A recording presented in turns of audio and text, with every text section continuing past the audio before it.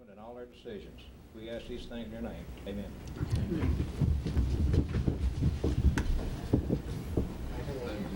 Flag of the United States of America and to the republic for which it stands, one nation, under God, indivisible, with liberty and justice for all.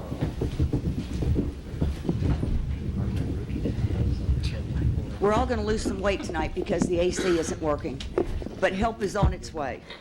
So hopefully it'll be fixed before too long. The first agenda item is a proclamation that I'll read into the record for Undoing Racism Day.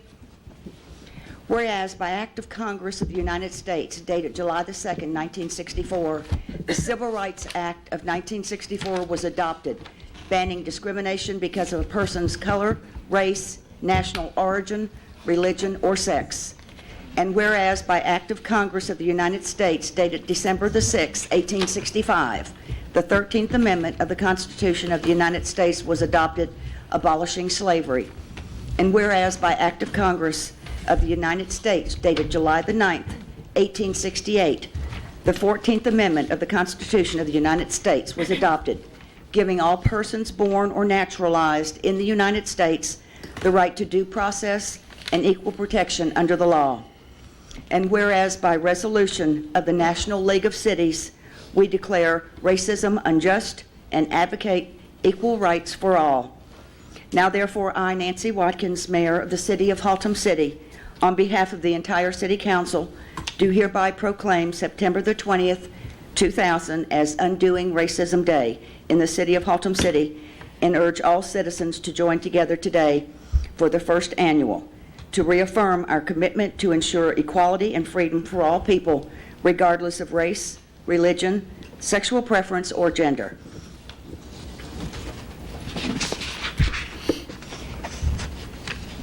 This is where that goes to. Kevin. Thank you. In the second proclamation, Lawsuit Abuse Awareness Week. Consumers at the grassroots level have formed Metroplex Citizens Against Lawsuit Abuse to make the public aware of the problems and cost of junk lawsuits and lawsuit abuse. Each year, MCALA sponsors Lawsuit Abuse Awareness Week to reaffirm their commitment to informing citizens about the high cost of lawsuit abuse. During Lawsuit Abuse Awareness Week, it is fitting to note the progress Texas has made toward ending junk lawsuits and lawsuit abuse, and to reaffirm our commitment to ensuring the scales of justice are fair and balanced. I urge all citizens to support Metroplex Citizens Against Lawsuit Abuse in its efforts to increase public awareness of lawsuit abuse and its effect on our community. Agenda item number 1, I had it marked out here, so I forgot to tell you about that. That's really on here a couple of weeks early, so that will be moved until the last council meeting in September. The consent agenda is the next agenda item, and it consists of agenda items number 7 through 11, with the addition of 21 and 20 and 22. Councilmember Jennings? Thank you, Madam Mayor. I'd move to approve the consent agenda, and I believe it's items 4 through 11. You said What did I 7. say? 7 through 11. I did? But let's go ahead and put 4, 5, and 6 in there and add 21 Okay, and 22. fine. Okay. Okay. Councilmember Henserly? That's for a second. I have a motion and a second. Please register your vote. Motion passes unanimously. Agenda item number 12. Oh, first of all, on agenda items 7, 8, 9, 10, and 11, which were on the consent agenda, I would like copies of those, please, sent to our state legislators and to TML. Agenda item number 12 is a public hearing. Mr. Eisen? Thank you, Madam Mayor. This is a public hearing that's required each year by the city charter and by the creation of the Crime Control and Prevention District and the Economic Development Corporation. The purpose of the public hearing is to receive comments from the public regarding the budget for the upcoming fiscal year, and the public hearing that will be held will be not only for the city budget but also the Crime Control District and the Economic Development Corporation. Thank you. I'll now open the public hearing and ask if there is anyone in the audience that wishes to speak for this agenda item. Anyone wishing to speak against the agenda item? Then I'll close the public hearing and move on to the corresponding ordinance.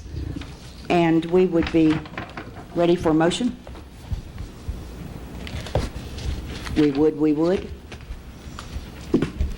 Councilmember Jennings? Thank you, Madam Mayor. I move to approve ordinance 02000-003203.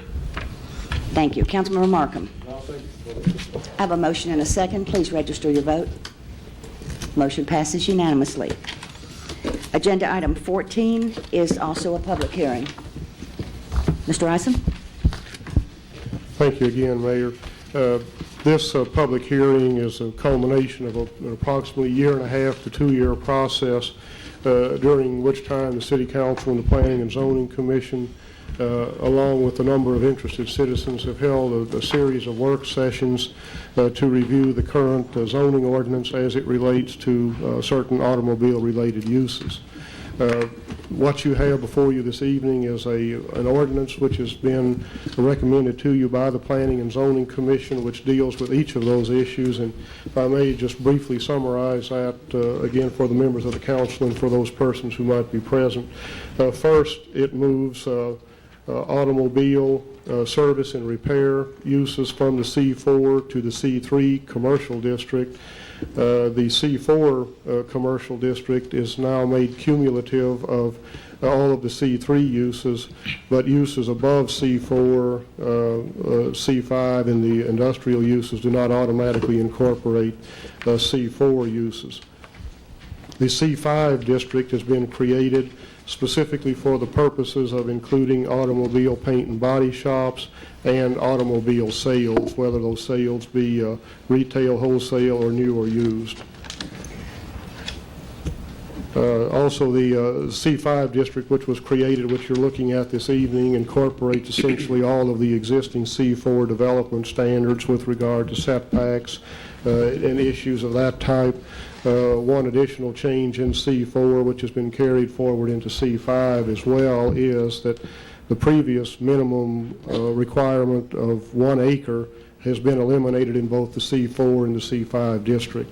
Automobile paint and body shops are allowed in the M1 industrial district if the property is not located adjacent to a residential property or is not on the state highway. Conditional use permits would be required for automobile paint and body shops if someone wanted to open such a facility that was adjacent to residential or commercial zone property or that was not on the state highway. The same applies in the M2 heavy industrial district, and certainly I or Mr. Pliska would be pleased to answer any questions that the council might have regarding the proposed ordinance. Thank you. Councilmember Williams? Madam Mayor, saying that I own property that's listed in this zoning, and I've already signed a letter of recusal with the city secretary in the past, and I want to express that again. I'll be leaving the meeting while y'all are discussing this. Okay. Thanks. This is a public hearing, so I'll now open the public hearing and ask if there's anyone in the audience wishing to speak for this agenda item. Anyone to speak against? If not, I'll close the public hearing and we'll move to the corresponding ordinance, and we would be open for a motion. Council? Councilmember Hurley? Madam Mayor, I move that we approve ordinance number 02000-036-15. Thank you. Councilmember Patino? That's for a second. I have a motion and a second. Discussion, Mr. Yes. Henserman? Yes, please. Since we have spent a year and a half or 2 years, I feel like it'd probably be worth saying just a couple of comments here about the process and kind of where this issue's ended up. But first, I have just a couple of particular questions. I guess the first one directed toward City Manager Bill Ison, having to do with this process that we're about to go through. I know we just looked at our budget. How much cost to the city are you anticipating the city incurring associated with going through this process, including advertising and notices and staff time? We've not calculated a specific cost to the city, and then, of course, there are two kinds of costs. There are so-called hard costs, which would be the cost of running ads in the paper, and then there would be softer costs, personnel time, personnel who already are here, and who we wouldn't be incurring additional costs for. But I believe, and Mr. Pliska hopefully will help me out here, I believe we have, is it 67 or is it 76 automobile sales locations in town? Yes, Madam Mayor, council members. We have currently on our data list, we have in cumulative here, the automobile repair and paint body shops, the total is 46. 46 total. 46. I had the wrong number. No, that's in the automobile repair Okay. and paint and body shops. Okay, but that does not include sales, okay. No, sir. The sales will be a total, and that is a plus or minus of 67 that we have at this time. So 115, 110 to 115. And Roughly. typically, advertising costs and mailing costs would be the actual out-of-pocket costs that we would incur. And, depending on the number of adjacent property owners and so on, and the complexity of legal descriptions that might be advertised, you might be looking at $200 to $300 per case to do the advertisings on them. And that assumes that there wouldn't also be a need to advertise for some ZBA-related cases for each. So I would think $300 in terms of out-of-pocket costs per case is pretty reasonable. The zoning fees that we've had in place over the years have been designed to recover those out-of-pocket costs. And then there'd be staff time, and that's going to vary some from case to case as well. Mr. Pliska, can you think of any other costs that I may have excluded? Well, we're looking at ways too, Mr. Eisen, in cutting down the costs, and that would be we're going to try to do it geographically. A majority of these locations are on Northeast 28th. They're on East Belknap. And with close association of some of these properties, then we will be able to then notify the property owners within 200 feet of these, preferably so we don't have to repeat the notifications. And again, we're going to be looking at this in a geographically formed context and hopefully save money at that time and cut down on staff's time as well. Are you assuming that you're going to have those adjacent car lots all submitting at approximately the same time so you can combine them, or you may wait till you can get enough and combine them to minimize the amount of... Correct. We've got a 6-month lag time here for them to actually get their application in. We're going to take an aggressive stance once this is passed, send out notifications, inform the populace as much as possible as what's taking place, so that not only the property owners but also hopefully some of the homeowners adjacent to that will know what's going on as well. Okay. Do you have any idea out of your staff time with 100-plus cases that you plan on, allocating for this process over the next year? I particularly probably am looking at, in the beginning stages, of probably about 30% of my time directed towards this. Again, just to expedite the situation and try to save an extended length of staff time on this. Okay. And question directed to you, Mr. Pliska, as far as the restrictions that we have in place here, we're talking about 100 businesses that essentially right now are non-conforming or grandfathered, and by going through this process will become legal or permitted or conforming. Conforming. And the district or development regulations and the restrictions that are within the zoning district that they will be going to will be applicable to these cases or will not be applicable to the cases? Again, the properties will become conforming. Then if the property owner wishes to expand on his facility, he would need to then meet the development requirements and the development criteria for that particular lot. But primarily, what we're talking about tonight is going to apply to all the new businesses or expanded businesses. The ones we have now, if they expand, or any new that might come to town. Correct. That's only when these will correct. apply.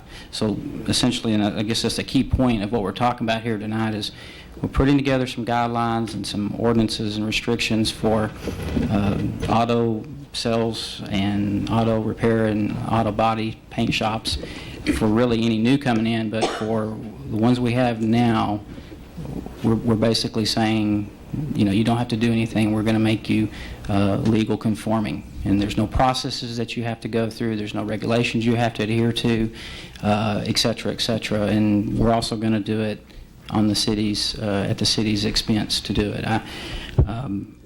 When we started this process in the very, very beginning, I guess really a year and a half ago, one of the key things is we were going to make some just minor tune-ups to our zoning ordinance, clean up some of the legal grammar, comply with the state, some of the verbiage that the state has. But we've seemed to come a long way from just a small tune-up. We've made some pretty comprehensive changes in our zoning ordinance. I think very substantive changes and very foundational in terms of how we really it goes to a philosophical thing in terms of how we think would be the best to have our city developed. The other thing we want to try to accomplish is eliminate the number of zones. We had 4 commercial zones and 2 industrial zones, and now we're up to 5 commercial zones, and we still have our 2 industrial zones. So we've added another zone, and I don't know how that reduced and simplified our zoning ordinance. I think it made it a little more complicated. Another key question I have for you, with this ordinance, as we talked about in pre-council, car lots or any of these uses that we're talking about here, auto-related uses, could go, right now they could come in and apply as we go through this process for an M1 or an M2, which is industrial or heavy industrial zoning. And they could do that within close proximity to residential neighborhoods and other businesses. Is that the case? Well, as it states in the ordinance you have before you tonight, for it to come in as an M1 or an M2, it must, as a permitted use, be surrounded by an M1 or an M2. Okay. So if there's potential, we have some properties in town that may have been spot zoned in the past that were zoned industrial that really maybe are not in compliance with our comprehensive land use plan, where one of these businesses could go in because of the previous industrial zoning and find a home there, I guess? It could under conditional use. Okay. Under conditional use permit, and again, that would be on a case-by-case basis. Sure. I guess the other key point I just wanted to make, when we had all of our workshops and we received input from citizens and from the Planning and Zoning Commission and actually businesses too, the consensus at one of the workshops, which dealt primarily with conditional use versus a permitted use. Those are the 2 types of categories you have within any zoning classification, whether it's permitted just by right, or you go through a conditional use process, which basically offers the public a public review of the case being heard, and it would come before the city council versus being approved at administrative level. And at that particular seminar, I thought the consensus at that meeting was that conditional use was a good process and a viable process for these type of uses to go through. And we've digressed, I think, from what we heard in that particular workshop. I know this was before your time, but I don't see that this is in agreement with what we previously discussed. And so I will be voting against this particular ordinance. I don't see why we've had to make such substantive changes and done it in such a rapid time period, and I certainly don't see the benefits to our city and its citizens and to our economic development of our community by allowing this to take place without adhering to any restrictions to basically clean up or try to improve some of these properties. So I will be voting against it. Thanks, Madam Councilmember Mayor. Jennings. Thank you, Madam Mayor. I have a couple of questions I have for James here, and we briefly discussed most of these in pre-council, and the questions you just answered, you had answered one, but I'd like to get this out there for everyone to hear. We're talking about paint and body shops in Section 5B1 as an allowed use in the C5 zoning, provided that they have a paint booth. And we talked about body shops without paint booths. Where are those exactly going to fall within this ordinance? Actually, Councilman Jennings, we omitted the paint booth aspect from the ordinance. We're going to control that at the code inspection level and the fire department level through the certificate of occupancy. Okay. So it will not be a zoning issue at the paint booth level. Okay. It was my understanding at the P&Z meeting, and I'm the liaison to that particular group, that C3 would be cumulative, as it has been in the past, to M1 and M2, but we would skip this C5 designation that we're talking about. It would not be cumulative. Correct. Is that correct? That is correct. It would be a Okay, so- standalone district. So C3 would be cumulative up, just like it's always been, but C5 would not be. Correct. Which is where the car sales facilities are to be located. That is correct. Okay. In the C3 classifications, in the copy of the ordinance I have, it specifically states and gives a list here of all of the permitted uses. And in this listing of permitted uses, I don't see anywhere where it relates to garages or detail shops or trim shops or anything of the automotive-related nature that we're planning to put in C3. Was that an omission, or is that meant to be like that? Why did we not specifically address those types of businesses? I believe the inclusion in C3 were automobile service and repair. Okay. Those may be included Oh, in that's that. in the include, okay. Yes, Yeah, sir. I see where you got it Right. highlighted here. Yes, sir. Yeah, it was all gray, so. Right, it doesn't stand out clear Okay. in your red line version. But the new permitted uses in C3 will be automobile service repair, automobile rental, boat sales service, and repair. Okay. And then to confirm that, you'll see that also deleted there on section B2 of C4, where they're being removed from. All right, in section 6 and 7, we talked about paint and body shops being allowed in an M1 classification, but it did not specifically state that they could be used in an M2 classification. And in pre-council, when I asked this question, you said that they would be allowed in an M2. Is that correct? That is correct. Okay. All right, that's all the questions I have. I would like to go on record as being in support of this. I know that the P&Z group sent this to the council on a unanimous vote for approval. And in the past, it has been my duty to sit up here and rubber stamp things. I've been accused of rubber stamping, so I'd like to rubber stamp this in the affirmative. Thank you. Any further discussion from council? Then we'd be ready for a vote. Motion passes with Councilmember Henserling voting no and Councilmember Williams abstaining. Would this be a good time, staff, now that this is done, to begin procedures, perhaps to address our comprehensive land use plan? The only reservation I would have about that is, as Mr. Pliskett pointed out, even though there are some ways that he can consolidate these cases, and part of the process we have just considered is one that would allow owners of property that's currently C3 non-conforming. Part of this process would allow persons to come in and request rezoning, and we would initiate action on those cases, and there will be 110 or so of those cases by Mr. Pliskett's current count, and that may vary a little bit when it's all said and done. You don't want him But- to hang himself? Yeah. That's, Okay.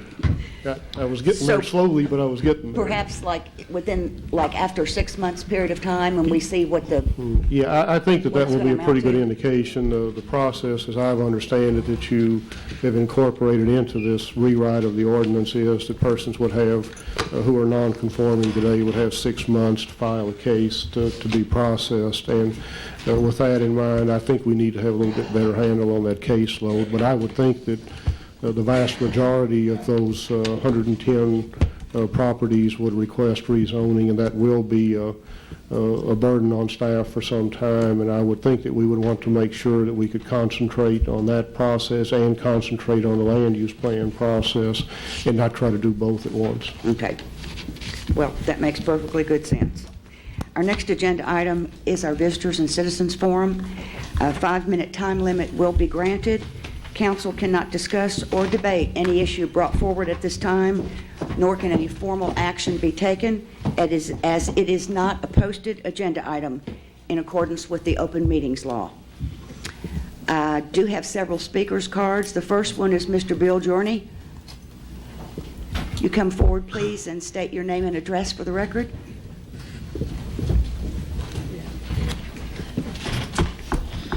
My name is Bill Journey, and I live at 2710 Monetta Avenue in Haltom City. I was going to say something about the sales tax. I understand it's 8.25 8.25 cent sales tax. That's a lot of money. And I was going to suggest that maybe 2 cents out of this 8 cents go to beef up our police and do something about the traffic condition, the running of red lights, the wrecks on the highway, et cetera, et cetera. But then I was told that initially this was what our sales tax in the beginning was for, to beef up our patrols. So rather than that, I don't know where all this money is. It's, I guess, none of my business. But rather than that, we have a crime prevention thing that's coming up. And I would like to wager something. Everything I own against maybe just the pennies and change you've got in your pocket. Unless something is done about this terrible traffic out here, I don't think we can hope to do much about crime. Thank you. Thank you, sir. The next speaker's card is Mr. Martin. Is that Hayes, sir? Would you please come forward and state your name and address for the record?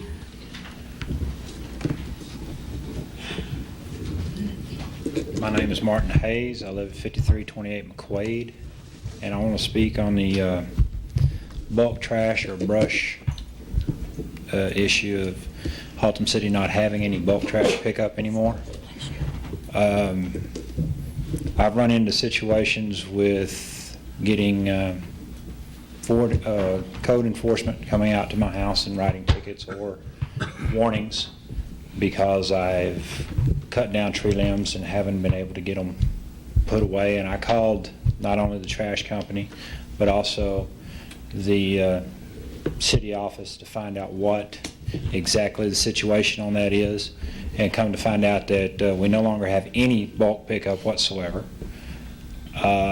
We have to cut our branches down to a 4-foot length and bundle them, which is a very time-consuming situation. There's a couple of things. I'm in the military, and they've always taught you if you've got a gripe, bring a solution. So the issue is, and I've worked for Laidlaw before, and they say that been told that this trash company here says that they have to get different trucks to come out and pick up brush or bulk issues. Well, we never did when I worked for Laidlaw. We used the same trucks in all the surrounding cities to pick up brush quarterly or biannually or whatever their contract was. And it's the same identical truck we picked up on a regular day at the curb. So they don't have to come up with new trucks to do it. That's just a way of pulling more contract money. We no longer have the city dump available to us because that's been closed that we used to have for us to do ourselves. So my solutions to the brush problem alone is the fact that, one, we get the city to set up like we do the Christmas trees, either down on Menace Drive by the old dump in the firing range or someplace else. We have another low spot that they're backfilling over here on the creeks behind the new Sam's store,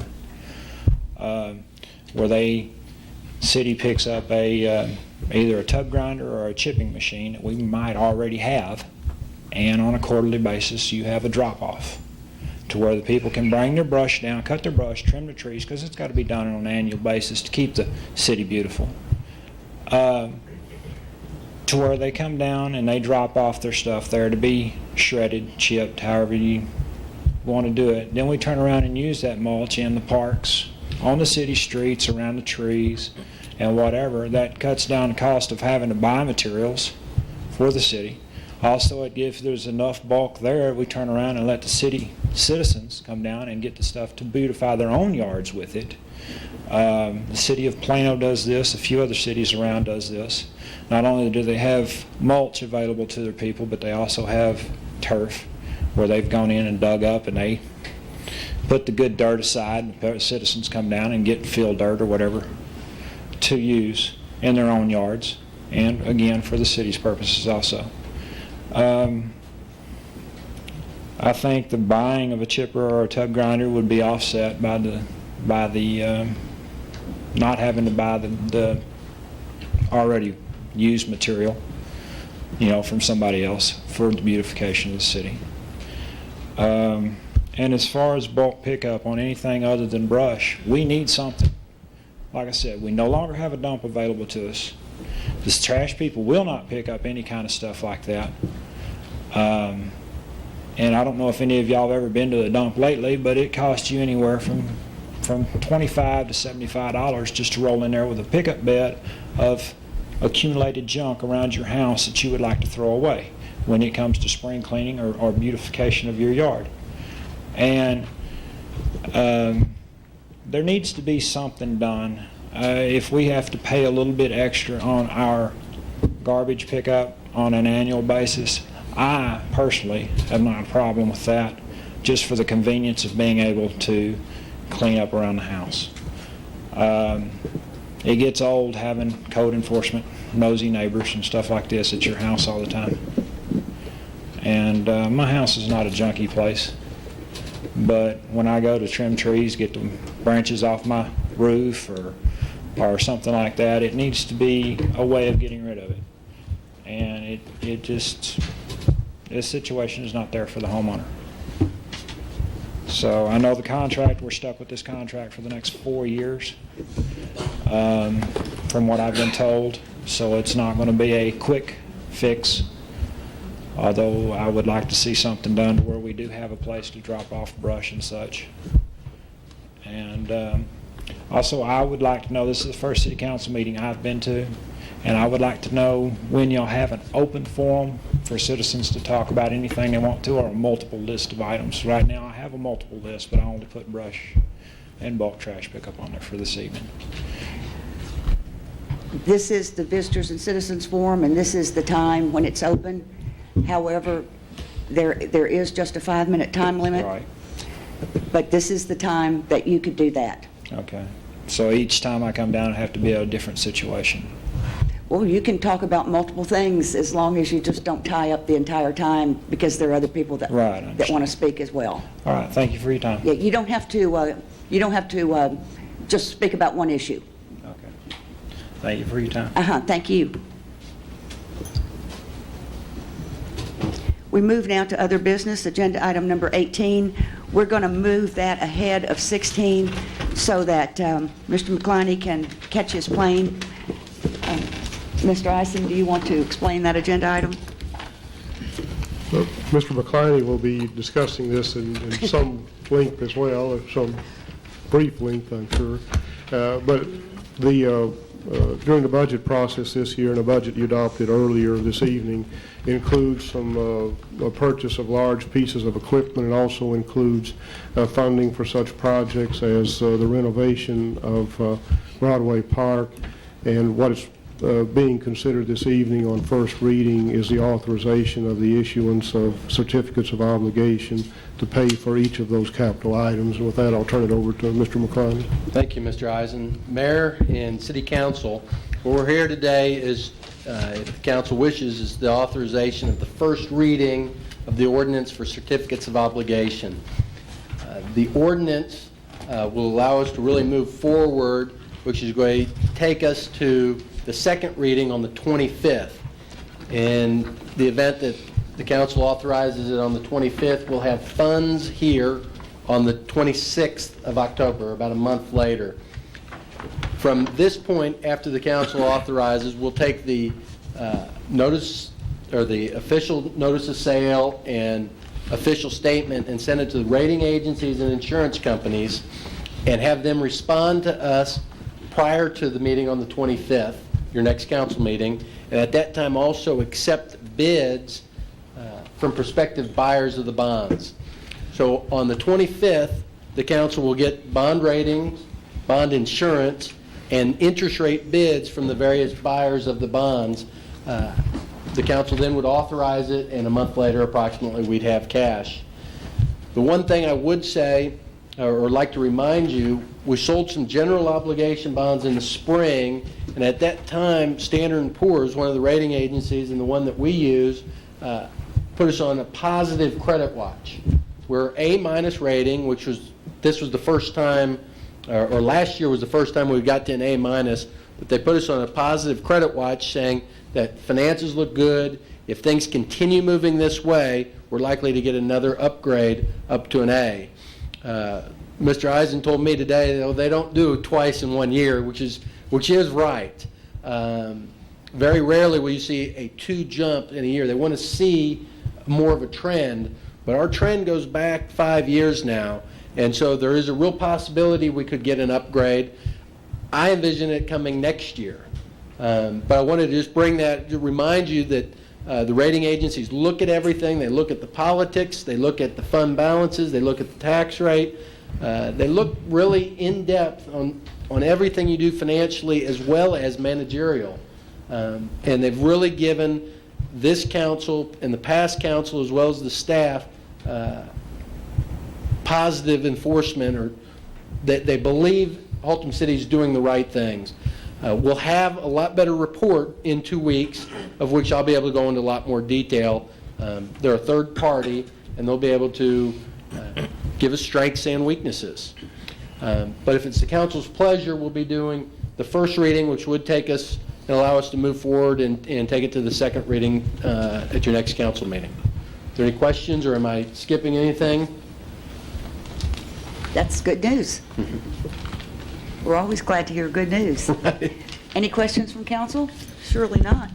Then we would be ready for a motion. Councilmember Williams? If you're in line for a motion, I make a motion we approve ordinance number 0-2000-035-03. Thank you. Councilmember Markham? I have a motion and a second. Please register your vote. Motion passes unanimously. Bring us more good news. Okay. And I'll be working with Mr. Elfrank and Mr. Eisen over the next couple of weeks, and hopefully we'll have good news on the 25th. Great. Thank you. We'll go back now to agenda item number 16, approval of an ordinance approving the appraisal roll. Mr. Eisen? Thank you, Mayor. This includes not only approval of the appraisal roll, but also the tax rate for the upcoming fiscal year. The budget which you adopted earlier this evening was based upon a tax rate of 45.575 cents, which is a 1 cent reduction in the rate that's currently in place. Council, we'd be ready for a motion. Councilmember Markham? Thank you, Madam Mayor. I move that we pass ordinance number 0-2000-033-03. Councilmember Everett? Ask for a second. I have a motion and a second. Please. Councilmember Henserling? Just one quick question. For discussion, please. Yeah, this is just a quick question. I think Elias can handle this for us. We're looking about a 1% drop in the property tax rate. Do we have any idea what that will mean for the average homeowner? Well, the difficulty with that is that property is revalued each year by the appraisal district. They've done some revaluations this year. In some cases, because of those revaluations, an individual's property taxes may go up, some may go down, some will stay the same. It just depends on what happened to the value of the property, and those values are assigned by the Tarrant Appraisal District. Okay, so there's really no way to quantify that at this point. And essentially, we're going to advertise as required by state law, and in what will show up as an increase of, I think, 4.7% in property taxes, and that ad will appear in the paper over the next week or so. And for some people that'll be true, but probably for a lot more people it won't. But that's just the way that we're required by to advertise. That's the aggregate total number for the entire city, and again, what happens to an individual will vary. Well, thank you for that. Please register your vote. Motion passes unanimously. Agenda item number 17 is for setting rates and charges for water and sewer. Thank you again, Mayor. Each time this year when you adopt the budget for the coming year, you also adopt water and wastewater rates, and the ordinance you're considering this evening will set not only those rates, but do a few other cleanup matters that are outlined in Mr. Elfrank's memorandum to me of August the 30th. With regard to the rates themselves, it's my sad duty, I guess, to tell you at this point that for the first time in 6 years, this ordinance would provide for a change in rates for all customers within the city for both water and wastewater. For the average customer, and again, that's an average situation. Some will be more, some will be less. But for the average customer, that would result in a change in water and sewer rates of $1.79 per month. Also, another matter, if I could bring to your attention, which we'd like to clear up and clean up at this point. A couple of years ago, the council adopted an ordinance which made some changes in deposits for customers in the city.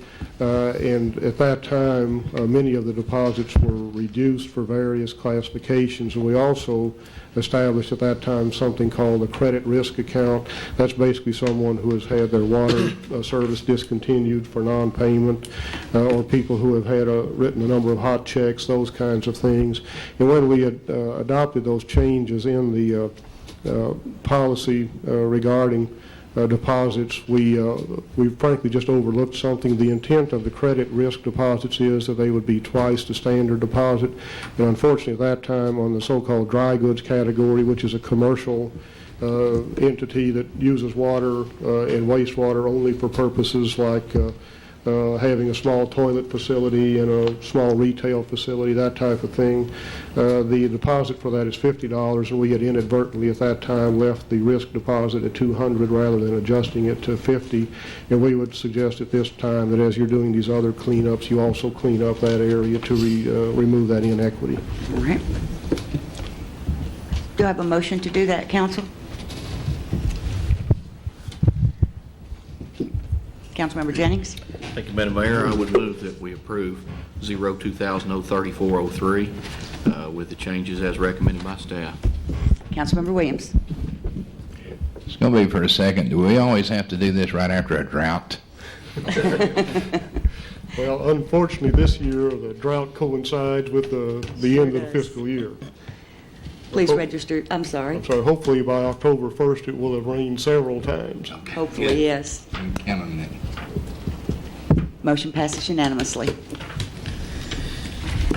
Agenda item number 19 and number 20 have been moved down to the boards and commissions portion of the agenda. So 21 and 22 were placed on the consent agenda.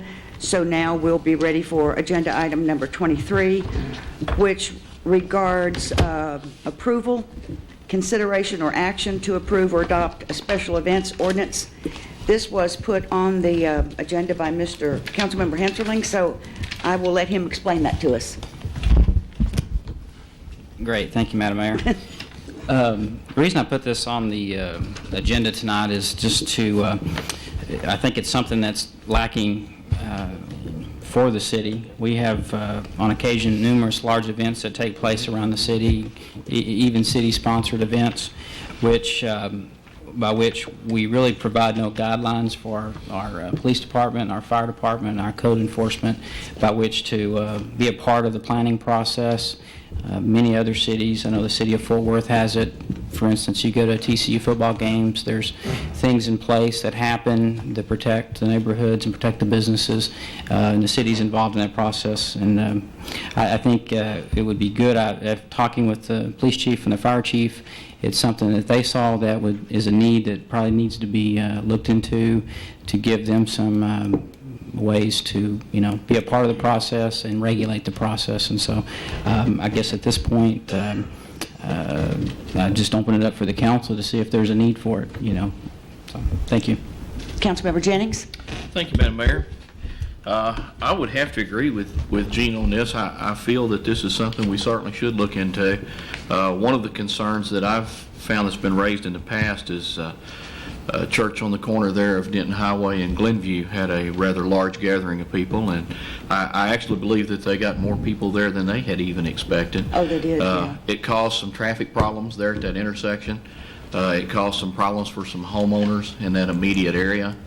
And if the city is not prepared to handle something on that line, then I would also have to question our ability to react in case of a major emergency. I think this is something that we can tie in to our emergency preparedness plan that I know the city does have. I think this should be just an extension of that. Another good example will be our 4th of July parade that we had. Fantastic thing for our city. I think it was very good. That being the first one, I would like to see many more. I would like for us to have an ongoing preparedness for something like that. Springfest as well. Springfest, a homecoming parade for Haltom High School. Anything that will impact homeowners and the traffic patterns within the city of Haltom City and our ability to maintain control in a crowd situation, I know that our police department would be much more at ease were we to have some type of policy on the books, and I certainly would be in line to support something like this. I would certainly want some input from staff and from some of the other council members, but I do think it's a good idea.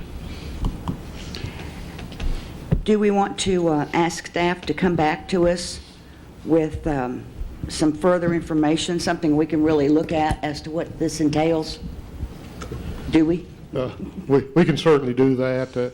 Matter of fact, as Councilmember Hensley indicated, there are a number of cities, I'd say most cities around us, have similar ordinances, and we could bring you some samples, or we could just try our hand at drafting something up and give you something to look at so you can react to that and make any changes you might think appropriate. But we can certainly handle it either way. I think sometimes it works a little better if you have a specific proposal in front of you.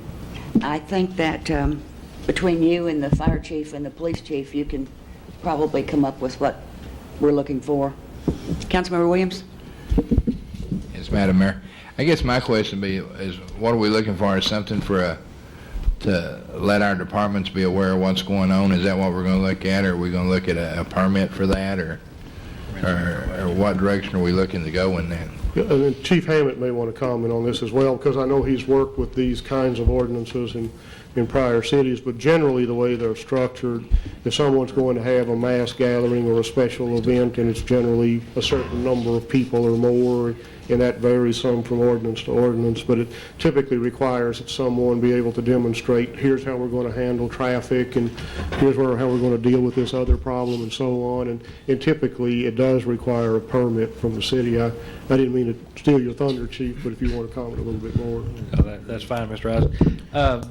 Normally these special events like this impact city services, police, fire, ambulance services, and oftentimes there's no way for a city to recover costs or to make plans to meet the needs for these particular special events. A special events ordinance itself would require the permitting process, would require that the planning for the event be brought forward in time that city staff and city services would be allowed to assess what was going to happen and to make plans to meet the need. Then it would be up to council through the ordinance if they wanted to charge for the number of personnel or equipment or whatever that the city would have out there.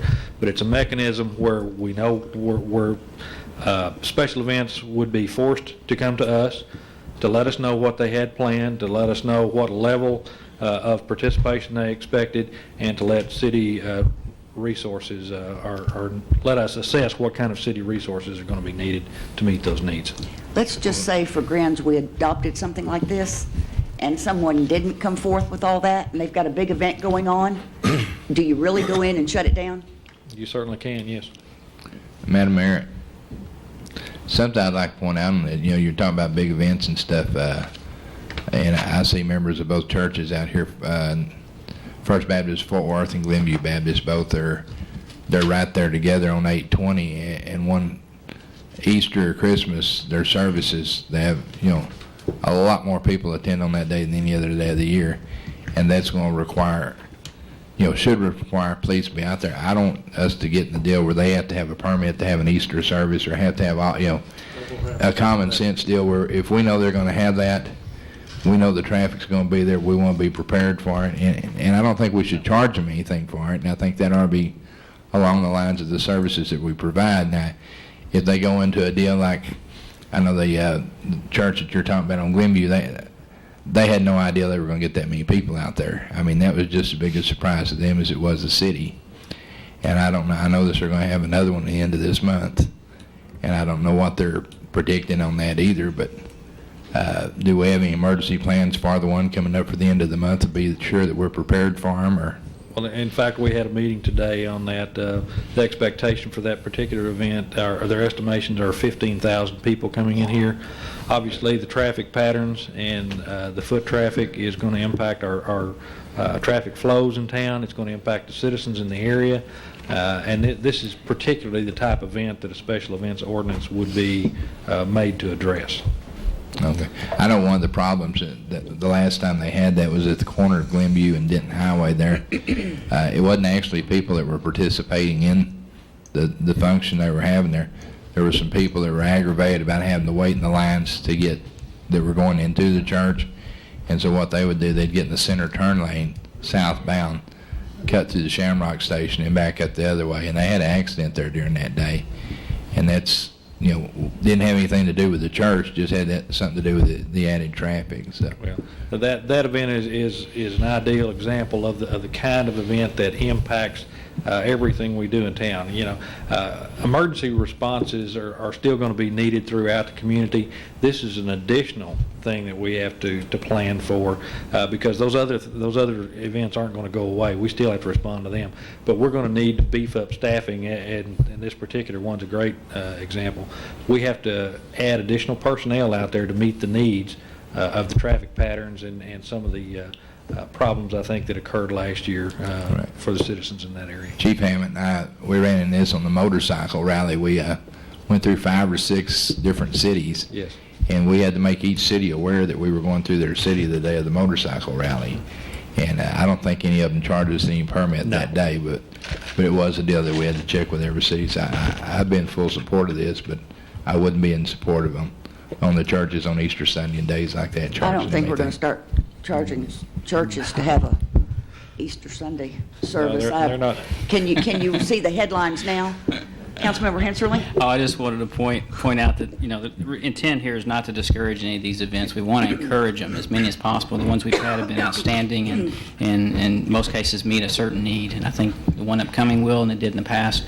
It's just we need to prepare in a proper fashion, in a timely fashion, and know what role the city plays. And so with that, I don't know if we need a motion, but do we need a motion? Just direct staff to come back to us? Okay. Yes. Thank you. Okay. Councilmember Hurley? I've got a question. It's of the chief and Mr. Hensarling. How have these things been handled in the past? Have we had problems with them? Well, I think, of course, I wasn't here last year during this event at the church that we're talking about, but it's my understanding from my staff that there were some significant problems out there as far as police responses needed and traffic control needed and things of that nature. How does the city customarily handle this? Is there a channel that they go through to find out? There's been no one mechanism to my knowledge that anyone has to go through for any special event in Haltom City. And in fact, what we're trying to do is put in place the mechanism whereby we can assess each and every one of these. Thank you. Yes. Thank you, Chief. Yes. Agenda item number 24 is consideration or action regarding our Citizens College. And I think what we're after tonight is just for council to have looked at the general outline that Mr. Eisen prepared.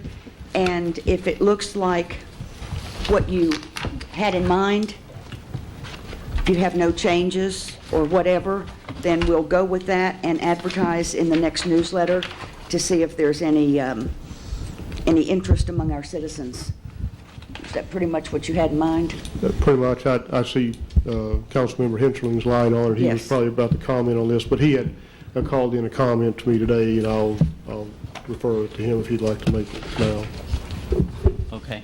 There was a couple of, we've got 8 sessions, 5 teaching sessions, and then the graduation will be session number 8. And it may be in here somewhere in between some of these topics, but the ones I particularly thought was important to cover would be the city charter, and that may be covered in session 1.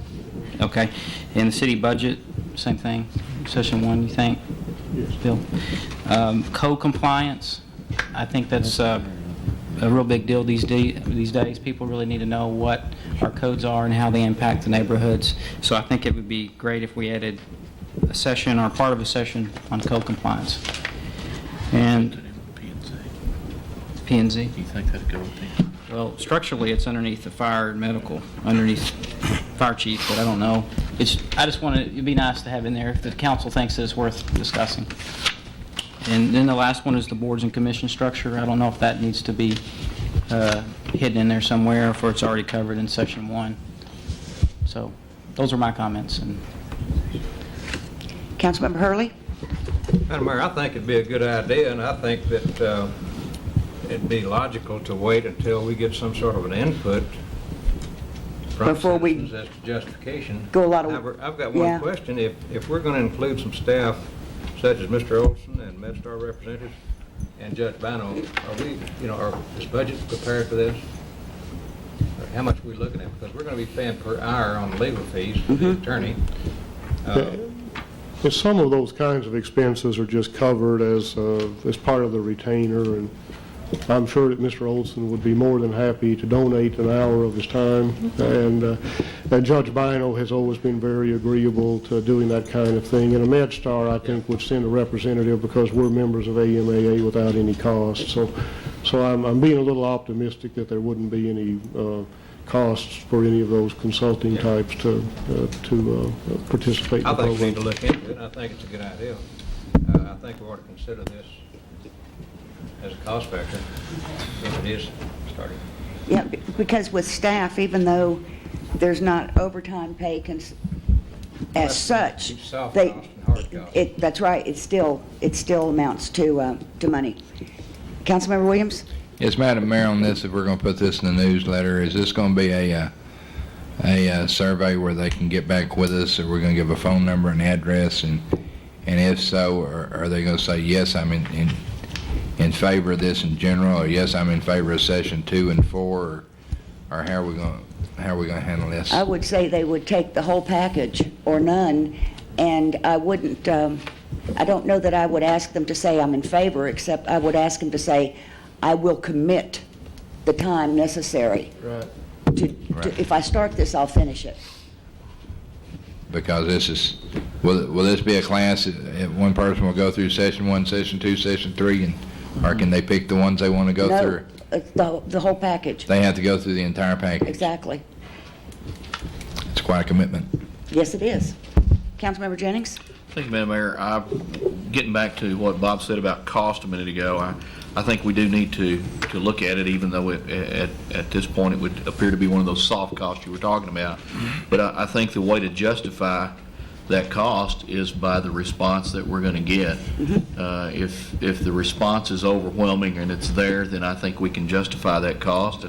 If the response is not as good as we expected, then I think we need to sit back and look at the whole thing again. But the only way we're going to find out is to ask the people, and I certainly agree with the point that they do need to be asked, and let's see what they had to say. Councilmember Avert? What number of people are we going to have committed to this before we actually do it? I mean, 50 people? No. 10? Classes have to be probably, most of them that I've been involved with have accepted 20 to 25. Anything over that is too much, really. I would say anything between 15 and 20. That's just a guess. Okay, and how long do you think it would take to go through all these courses? Well, however many we have, 8 weeks. a week. Each one is one night a week. And how many times per year would we have these? Don't know. Don't know if we're going to have one yet. Okay. Councilmember Markham? Thank you, Madam Mayor. I think we're making a lot of second guessing. I'd like to see what kind of turnout we get. I hope we have 100, and I think that would be very good. But it's hard to guesstimate the thing when you don't know what you've got coming your way. So I would think that the best way to do it, see what we get, and go from there. Are you suggesting, I think I may have heard it from you and from someone down here, that we take the survey first and have Sure. people call? That's what I and would say, do. yes, if you do this, I want in? That's exactly right. Right. Okay. You need a motion on that? I don't believe so. We have a newsletter that'll be coming out in about, 3, 4 weeks? 3 weeks, I guess. Uh-huh. So we can get it in that newsletter? Yes. You be thinking that? Is this going to, one more question, Madam Mayor. Is this going to be a separate leaflet type loose in the newsletter, something they can take out and send back in, or? The only thing wrong with that is that makes your newsletter cost almost double. We To don't have want one that. extra sheet of paper put in there. Could he call the mayor's hotline? maybe commit that way verbally. Cut something out. Or, yeah, we could have a, like a coupon. Yeah, 25% off. Clip and say. Yeah. Well, I think it'd be best, the mayor's hotline would be good, but I think it'd be best if they could call the city secretary or one of the assistants there, something a little bit of, not putting the mayor's hotline down, but something a little bit, maybe a step above that. Feel like they're talking to a real person, and make them feel maybe a more part of a city. Yeah, whatever you think is, Yeah, but that's kind of okay, that's kind of what he thought too. Thank you. Great. Agenda item number 25 concerns an experimental stop sign. I've got some people up here that want to take a break unless we think this will go pretty fast. You know me. We'll take a break. Take a break? We'll take the break. Okay, we'll recess for 10 minutes.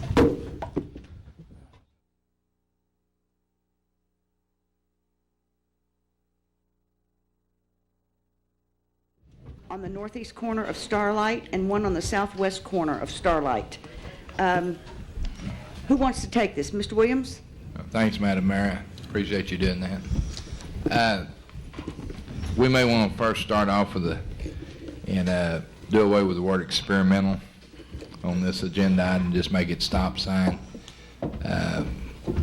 We were addressed at the last council meeting by some residents that live on Starlight Drive in between Glenview Drive and 377, and they brought to the council's attention wanting speed bumps, which a lot of people in the area and in Haltom City requested that they might want speed bumps. And we'd done a survey back around, I think it was Valentine's Day, and got some data on this, and the data that we got didn't really warrant a stop sign at this corner. And that's according to the engineer's decision on that, not only Greg's, but the federal engineers, the data that he used to come to that conclusion. And I've talked to some of the residents here, and they're here at night. I'm sure they'll want to speak some, but I think when they did the survey on this, I think the survey was probably good, probably as far as a rule of thumb on an everyday basis about the traffic that goes through there. It is probably correct, but it doesn't show that Starlight Drive is a cut-through street from 377 to Glenview Drive, and it doesn't show that 820 is under construction and terribly backed up. And some of the residents on Starlight Drive that had wanted the speed bumps thought maybe in place of the speed bumps that a stop sign at Biscayne Street possibly, one facing east and one facing west, making it a stop both ways, might hinder the flow of traffic coming through there, might take some of the people that are using that for a cut through to go ahead and stay on Denton Highway now and go the regular way other than making a cut through on it. And like Mrs. Geltmeyer and some of them said the other day, there's been some new families moving to the neighborhoods, and there's some smaller children, and there's already been one or two vehicles hit up there, and also some vehicles went up into the yards.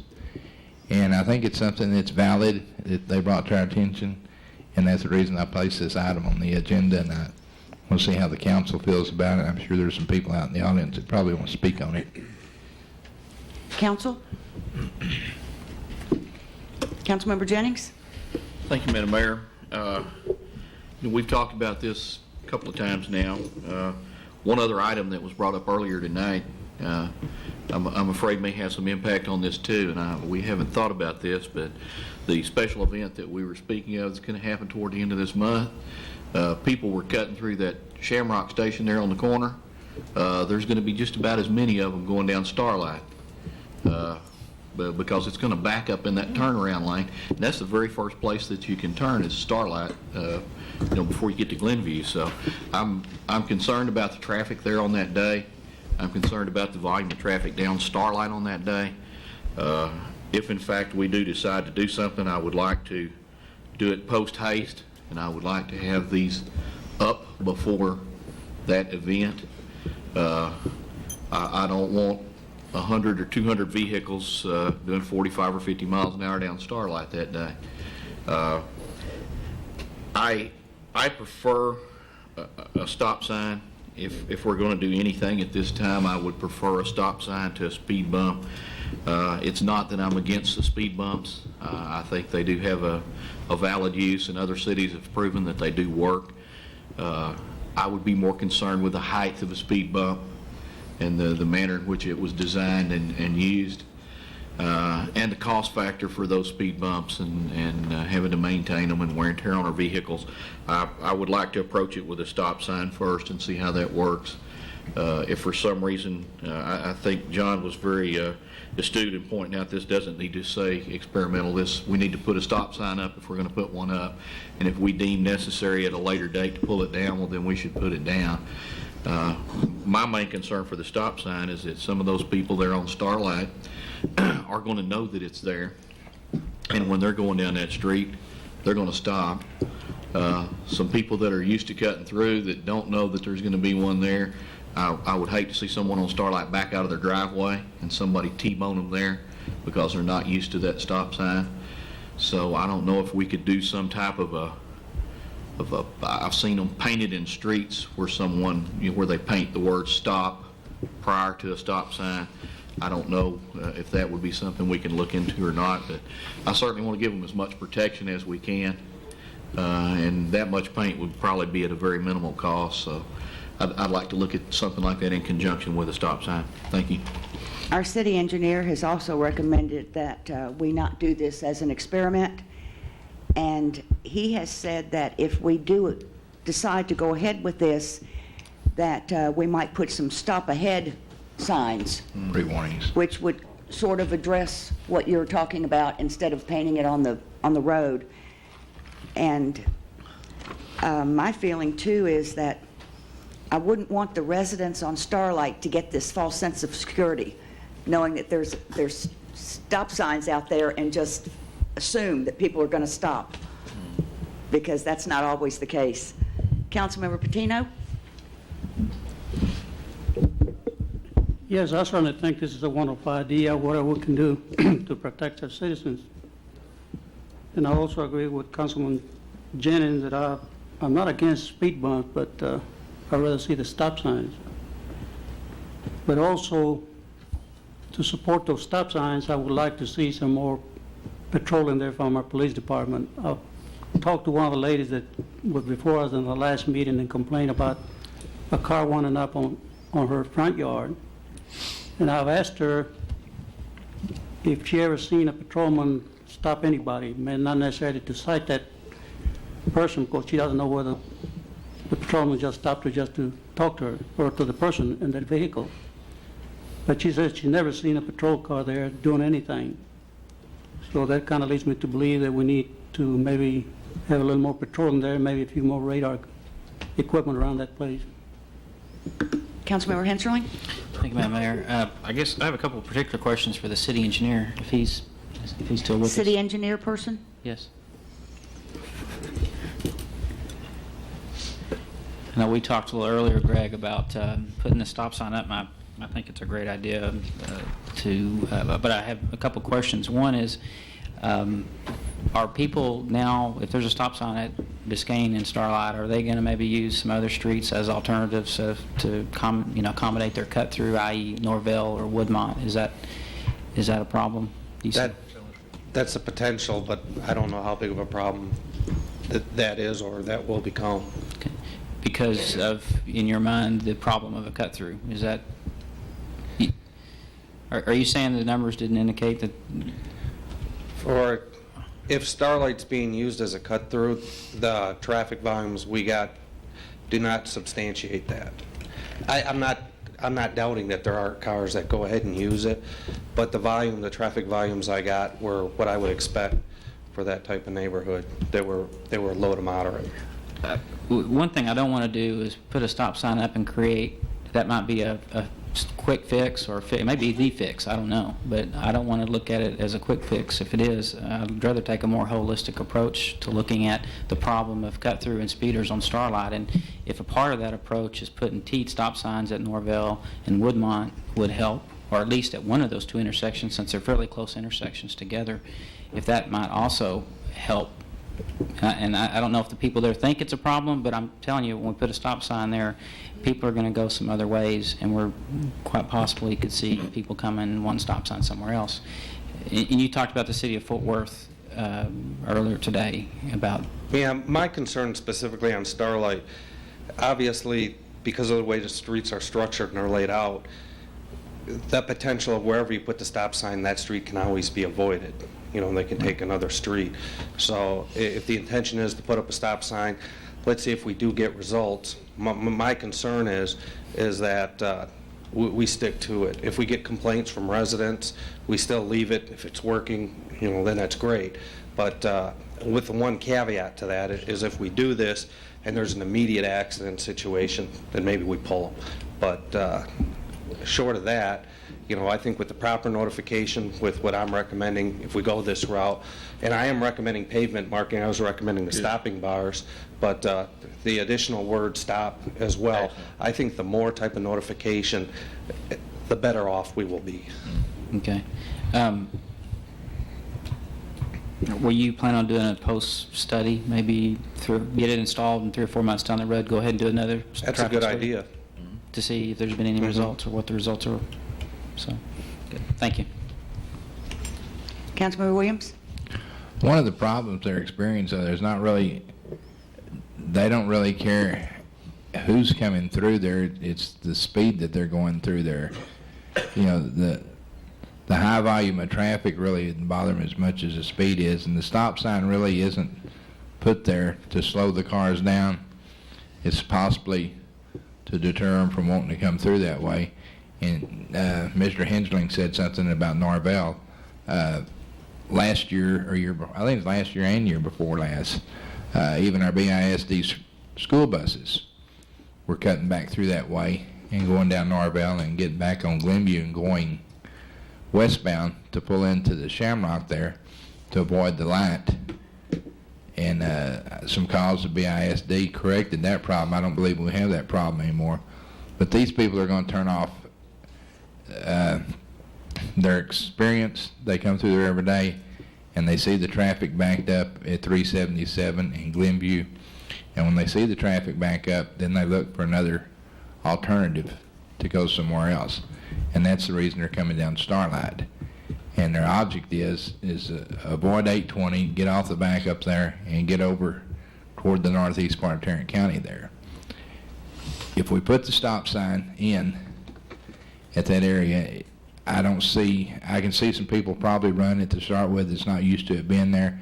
I noticed in your write-up that you had, you said possibly putting a flag out on the interstates when they're dropping the speed limit from 70 to 55. On that first speed limit sign, there's a flag that sets up, because otherwise, people probably wouldn't notice it. And I think probably the flag, if it didn't stay on there forever, if you put it on there for the first 6 months or so until people got used to it. And I think with that, people in Starlight are going to have to realize there's going to be signage in your yard now that you didn't have before. The people on the corner of Biscayne and Starlight are going to have a sign out in the corner of their lot, and then someone back east and somebody back west is going to have a sign in their yard that they didn't have before.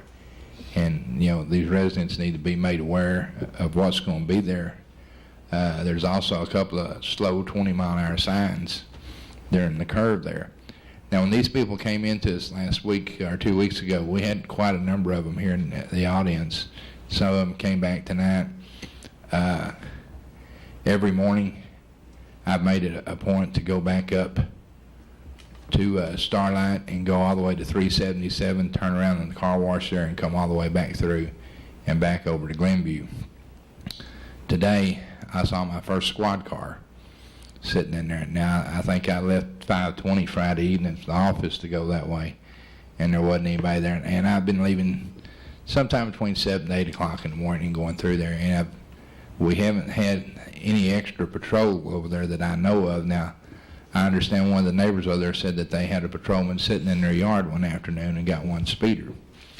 But I think the bulk of the speeding is probably 6:30 to 8 in the morning, and probably 4:30 to 6 in the afternoon is when the most of them.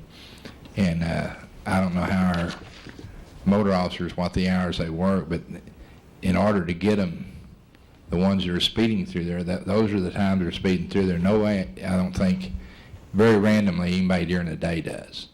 But early in the morning, late in the evening, hurrying to work, hurrying home, that's when the speeding's occurring. And I've provided with the traffic counters we took back in March. And again, when I put out the counters again, they don't just count traffic. They tell me the size of a vehicle, which is probably not that important in this instance, but they also tell me the velocity of that vehicle. And it tells me the velocity in hour time slots. And what I do is I write up a report to the police department, and I spell out which time slots look the worst. And I believe it's our police department's practice to try to go beef up patrol during those specific time periods. I think it's a very handy tool that y'all have, and I was looking at your Creek Street report that you did. And I'm not really concerned with the cars that were running 32, 34, 35 on Creek Street. I did notice between 5 o'clock and 7 o'clock in the morning there was 0 cars came down Creek Street. But the one I'm concerned about is 7 o'clock in the afternoon, the car that was running 75 miles an hour. And the police chief might be better able to answer this, but trying to catch that, and that, I noticed that too, and it was periodically. You had that one vehicle, and it may or may not be the same vehicle, that one day it was at 3 in the afternoon, the next day it was at 6, the next day it was 8, the next day it was at 7. Trying to catch that vehicle is very difficult. You know, if you knew it was going to go through between 7 and 8 on a Wednesday, well, you could be there and get that vehicle. But that Wednesday, it may be there at 2 in the afternoon, you know, and not between 7 and 8. And I don't know that it's the best way to use our police manpower to wait for that one vehicle. Unfortunately, that happens, and I see that, I don't want to say consistently, but it seems invariably you'll have a low-volume residential street. It wouldn't surprise me if that happened out in Starlight, too. You'll have, you know, one vehicle that has, I don't want to say no respect for the neighborhood, but basically that's what it boils down to, and they're traveling through there. And I do see that, like I said, I don't want to call it regularly, but almost on all the speed studies I've done. But I've talked to the police department quite extensively on the issue, and we just haven't come up with a real good way to best utilize our resources to try to catch that type of vehicle. Right. Mr. Ison? This may be an appropriate time just to update the council on where we are on a couple of issues you'd asked us to look at your last meeting.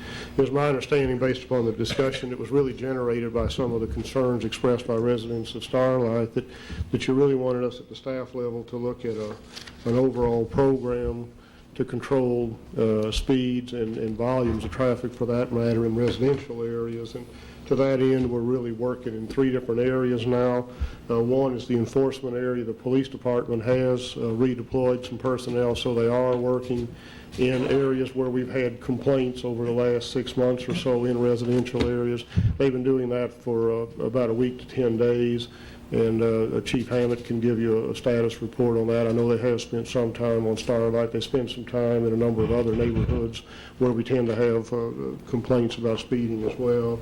And that's one part of what I would consider to be a 3-point program to deal with speeding in residential areas. Secondly, I think the speed humps are an idea whose time has probably come, although there are certainly some concerns and problems with that. And I've met with police chief, fire chief, city engineer, and public works director, and we've tried to work out some general criteria for where speed humps would be allowed in the process that a neighborhood would go through to get a speed hump installed. And I expect that we will have something in either resolution or ordinance form for you, probably not at the next meeting, but the first meeting in October. And thirdly, the third point of this 3-point control process is some types of signage, whether it be stop signs or other kinds of signs. We need to look at some areas there, and we should have that 3-part program finalized for you that first meeting in October. And again, Chief Hammett, at this point, if you think it's appropriate, Mayor may want to comment a little bit on the enforcement that's been done in the various residential areas in the last 2 weeks. Yes, I didn't bring specific times that we've had our officers there, but what we've taken over the last 2 weeks since last council meeting and some of the issues that were brought forth, we've directed our patrol officers and our traffic officers, motorcycle officers, into specific residential areas, and those areas are on Dayton, Starlight, Jean, Stanley Keller, Browning, Jane Lane, Layton, and Northern Cross. Now, we've had variations and various successes on some of those streets. What we're trying to do is alter the time frames that were there, and the days of the week for that matter, and periodically hit each one of them and spend some time there during the time frames that we know are problem times. Like I say, there's some of them, I might mention the Browning area for one, that it's a gold mine for a traffic enforcement officer, and there's some other areas that we sat there and haven't gotten anything. So, Thank you, Chief. Councilmember Patino? Chief, I got a question just for my own information. In the past, I have seen some little trailers in our neighboring cities to the east, like Arlington and Hearst, yes, sir. where they supposedly they take a picture, or they take the speeder and take a picture of it. Was this a reality, or just something that somebody led me to believe that? No, that technology is out there. It's quite expensive. It is pretty expensive. It certainly is.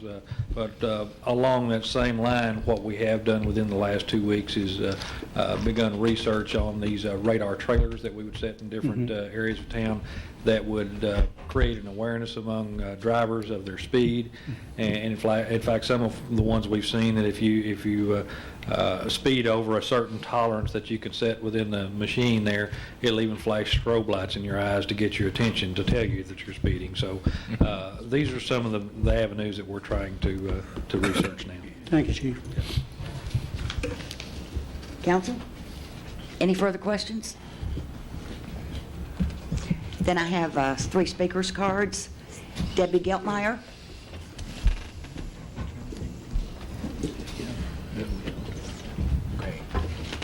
Please state your name and address for the record.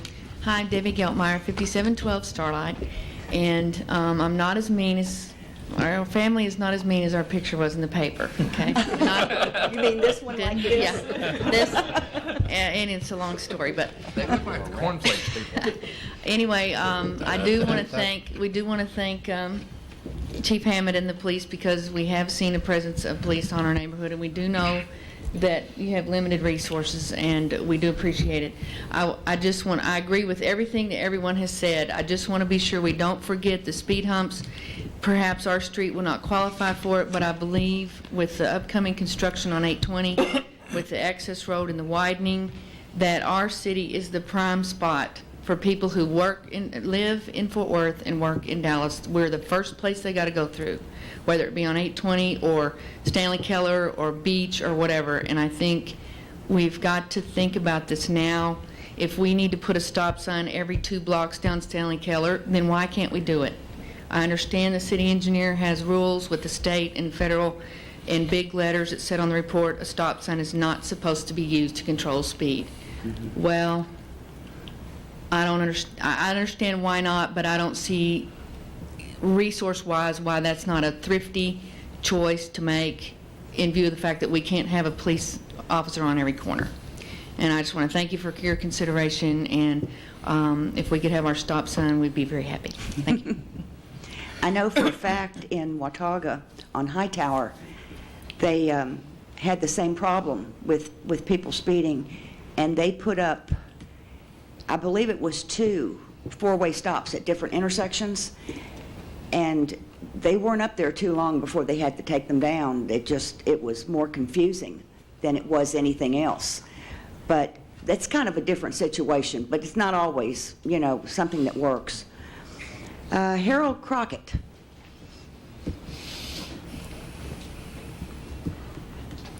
Harold, please state your name and address for the record. Harold Crockett, 15 years at 4608 Starlight Drive, and since I was here a couple of weeks ago, I've been thinking, and I really appreciate the proactive stance that the council has taken on considering the stop sign. I was a speed bump fan. Today I could argue both sides strongly.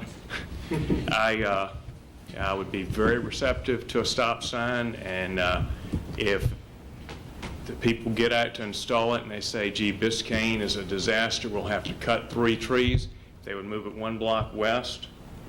That would be suitable. I think anywhere in there within a 1 or 2 block distance will discourage a lot of traffic and also slow it down. There's a number of people on my street that are retired.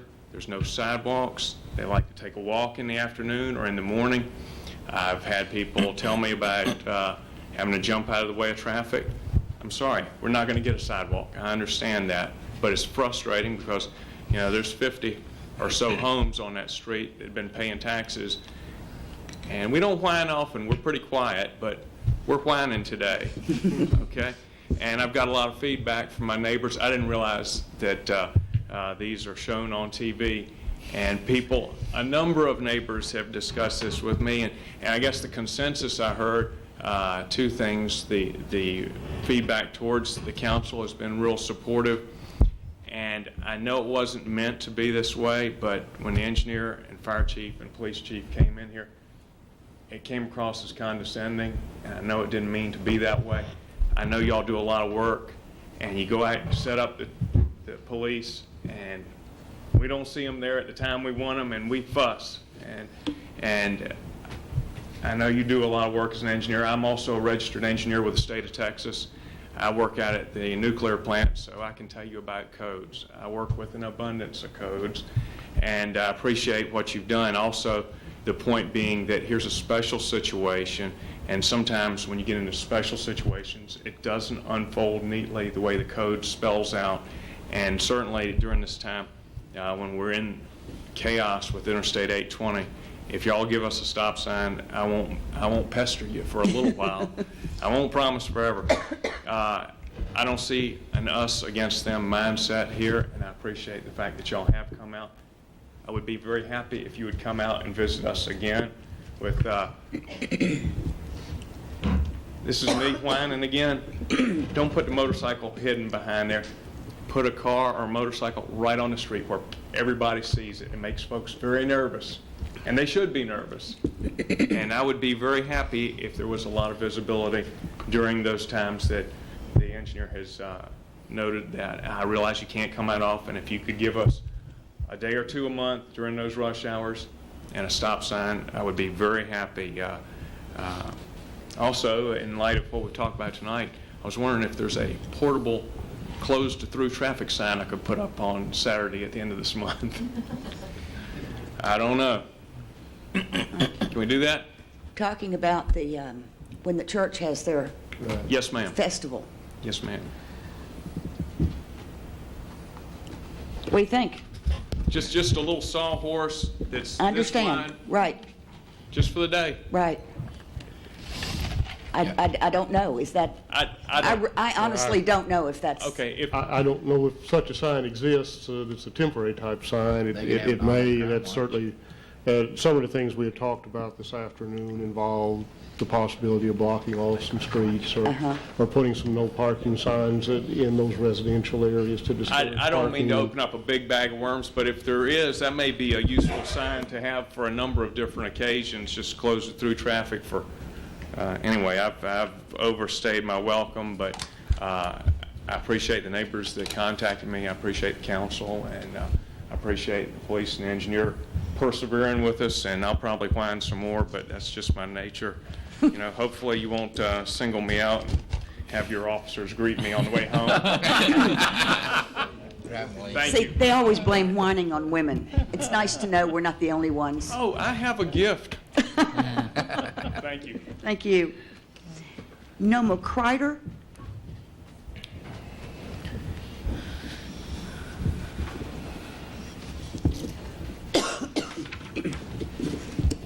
Hello, please state your name and address for the record. Thank you. I'm Noma Kreider, and I live at 4625 Starlight Drive, and I am right on that curve where they lose control. I have ordered dirt to fill up ruts for my car almost in my house before. And now, I don't know about all of this problems and the studies and all this are fine, but when somebody dies on that corner, you'll have another study, and that's all I have to say. Thank you, Ms. Kreider.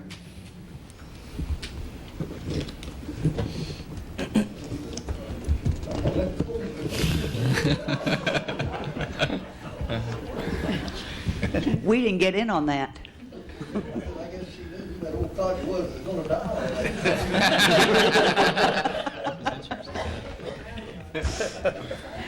Council? Councilmember Williams? Are you in line for a motion? I am. First of all, would you explain to the gentleman that's got his hand up there the reason we're not, Yes, sir, I need a speaker's card prior to the meeting. sorry about that. In view of the people that have came forward and the discussion this council's had, and still honoring Greg, I apologize. I may have been a little sharp with you at the last meeting. If I got on your nerves, it wasn't meant toward you. It was meant at the general engineering industry, and it wasn't toward you. And I apologize for that. Stop while you're ahead. But oh, I got another engineer right here. I'd like to make a motion that we remove the word experimental and we place a stop sign at Biscayne Drive. Or would you rather have it at the other street? It's your motion. Where would you like to have it? Upon city engineer. Within one block of Biscayne. We'll leave that at the discretion of the engineer. Would you like to pick the street? I think Biscayne's fine. Is it the midpoint roughly? Right. Now I'd like to make a motion that we place stop signs at Biscayne and Starlight Drive, and also paint the necessary lines on the street, and also put up the necessary warning signs prior to getting there, and possibly placing flags on those signs for a period of time until people become acquainted with the signs. Okay, Councilmember Jennings. Thank you, Madam Mayor. Ask for a second. I have a motion and a second. Discussion, Councilmember Averett? That was for a second. Oh, all right. Please register your vote. Motion passes unanimously.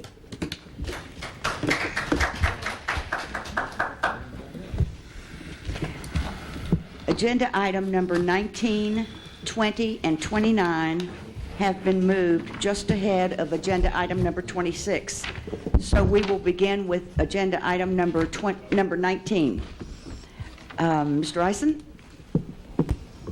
At your last meeting, you had asked us to make a couple of changes in two ordinances, or in an ordinance that relates to appointments to boards and commissions.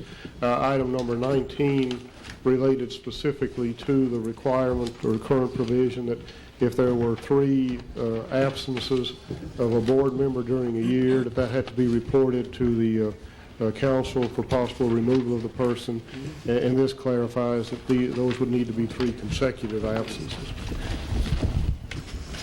Thank you. Councilmember Jennings? Thank you, Madam Mayor. I move to approve 02000 03001. Thank you. Councilmember Henserling? That's for a second, Madam Mayor. I have a motion and a second. Please register your vote. Motion passes unanimously. Agenda item number 20, manner of appointment removal and so forth. Okay. And et cetera. Et cetera. This is also a result of your last meeting. You had asked at the last meeting to have an ordinance redrafted or some modifications made to an ordinance already drafted with regard to the creation of ad hoc committees so that they would also be subject to the same rules of creation, membership, and operation as any other board and commission of the city. And I believe this reflects all of the changes you had requested at that time. And the second part of this formally establishes the Minority Affairs Board. That entity already exists in the community, and a representative of that committee had appeared before you at your last meeting and asked that you formally designate them as a board of the city, which you agreed to do. And this ordinance also establishes that entity and specifies that they also would be subject to the various rules and regulations relating to boards and commissions pertaining to appointment of members and so on. You might have noted that on page 3 of the draft ordinance under purpose, that specific area has been left blank. And that is because at the last meeting, an offer had been made to get some information to the attorneys regarding the goals of the committee that already exists. And it's my understanding that was not received in time to incorporate that into this ordinance. And at this point, I think you really have 2 choices. You may wish to discuss this evening and designate specific purposes for the committee or purpose. Or you may wish to table the matter until that information is available to you and you have the opportunity to review what those specific purposes are. I have one question. On page number 2, at the top of the page, number D, the council may appoint a person to serve simultaneously on more than one ad hoc committee or on a board or commission that has regularly scheduled meetings. So a person can serve on more than one board?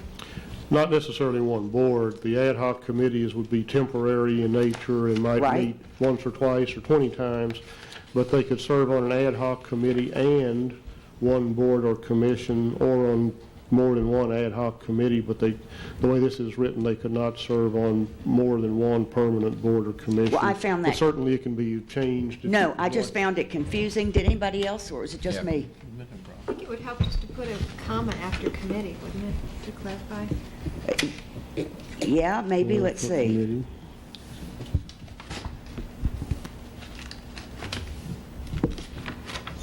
Well, I don't know if that helps or not. No, not really. Okay, does everybody else understand that? If I don't, if it's just me, then that's fine. Can we table this portion of it and reconsider the whole item next time? Could we maybe write that just a, A little more it appears as though I'm not the only one that can't quite understand that.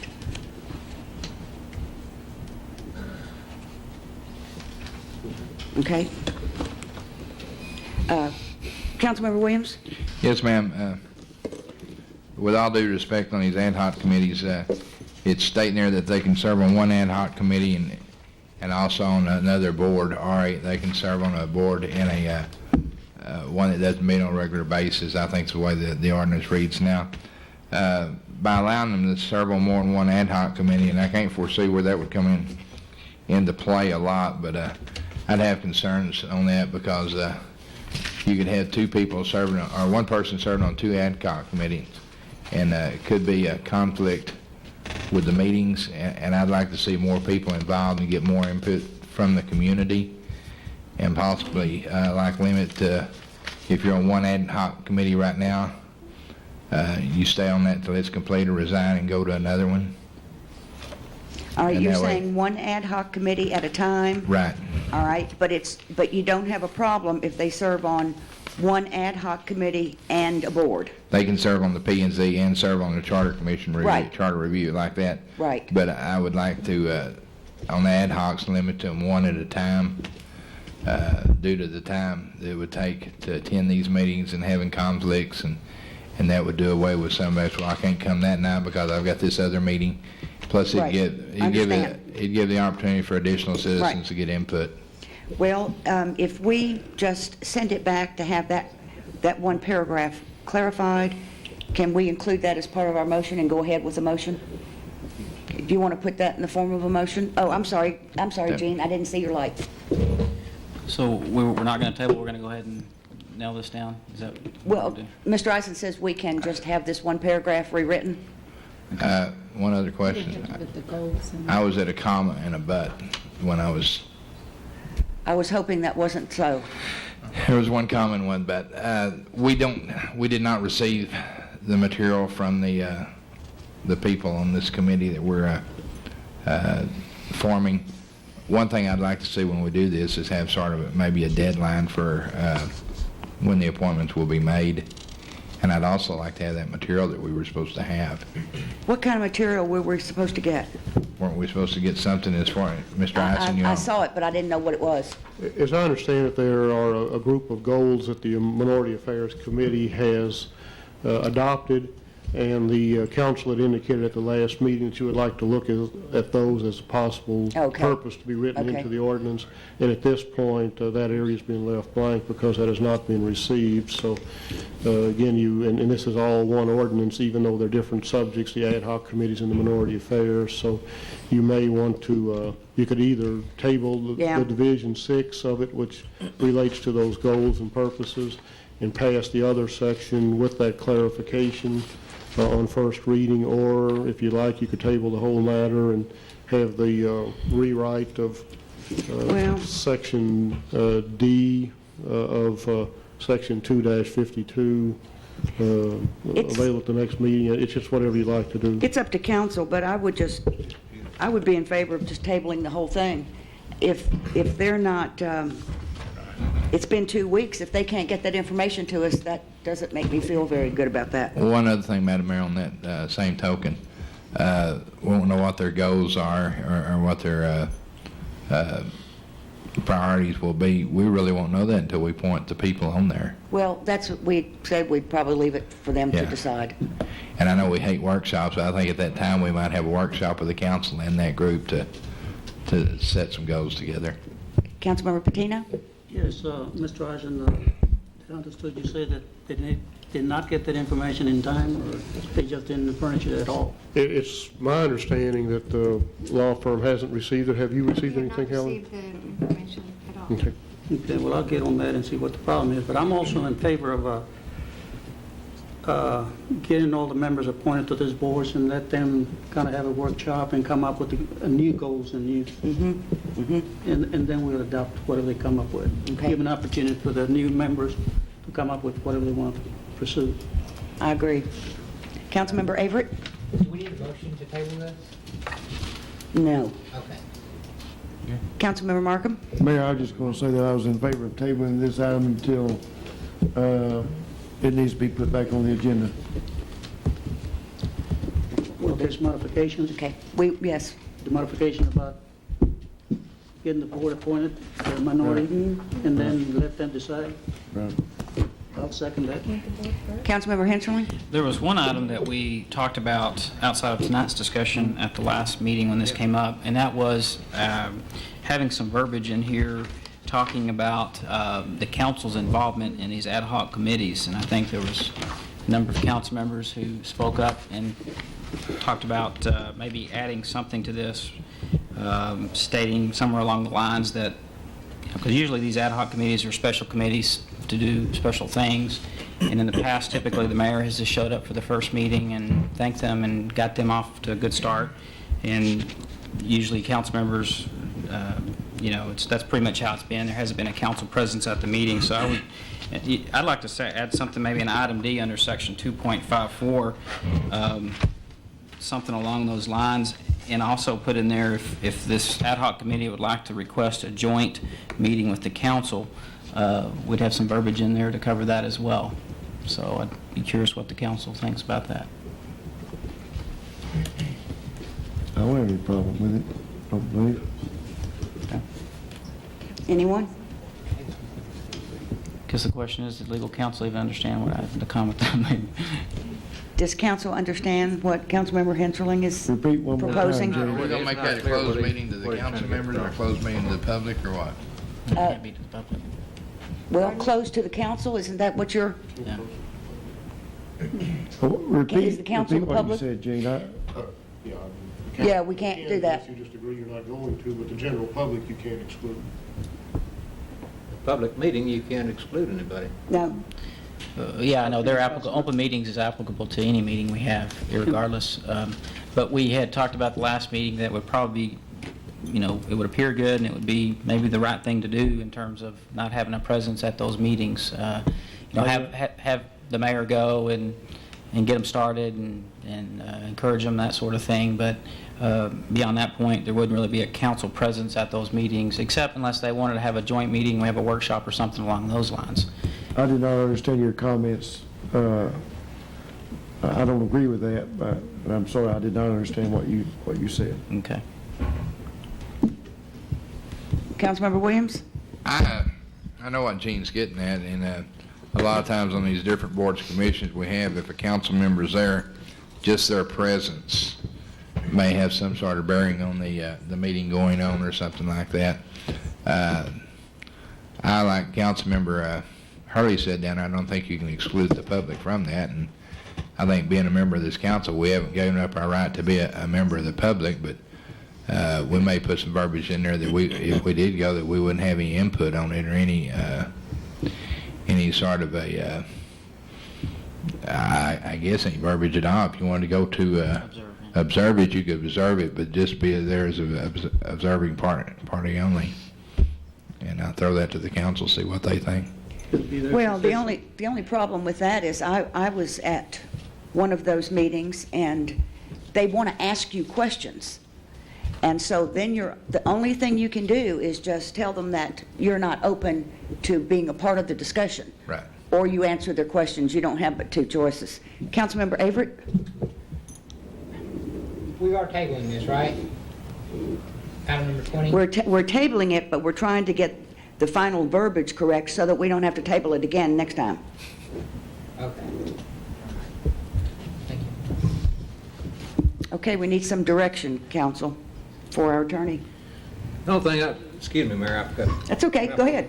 All right. I tend to just bust right out. I don't think that you can write an ordinance or resolution or anything else that says that a council member can't attend any of these meetings of any ad hoc committees, such as the charter review, which we had council people at different times that attended, but none of the council people attempted to have a part, to take part in the discussion. And I feel like that's a right and a privilege that any committees that are held and conducting meetings, I think that in the interest of our city, to see how things are progressing, I think that we should have the right to sit in on these things, but not in an official capacity. We don't have a voice there. We're not a part of the committee, but we can observe. And I think this is a right that should be protected, really. You were the chairman of that committee, right? Yeah, I was. At the time these council members attended that meeting, at any time did you feel pressured by those council members being there, anybody else being there, any citizens? None whatsoever. Do you feel any of the other members might have? I know that's a way reaching out question, but we had enough ex officios on the committee that the meeting was conducted in an open, free flow type forum. And I don't think that the discussion was by the committee members themselves.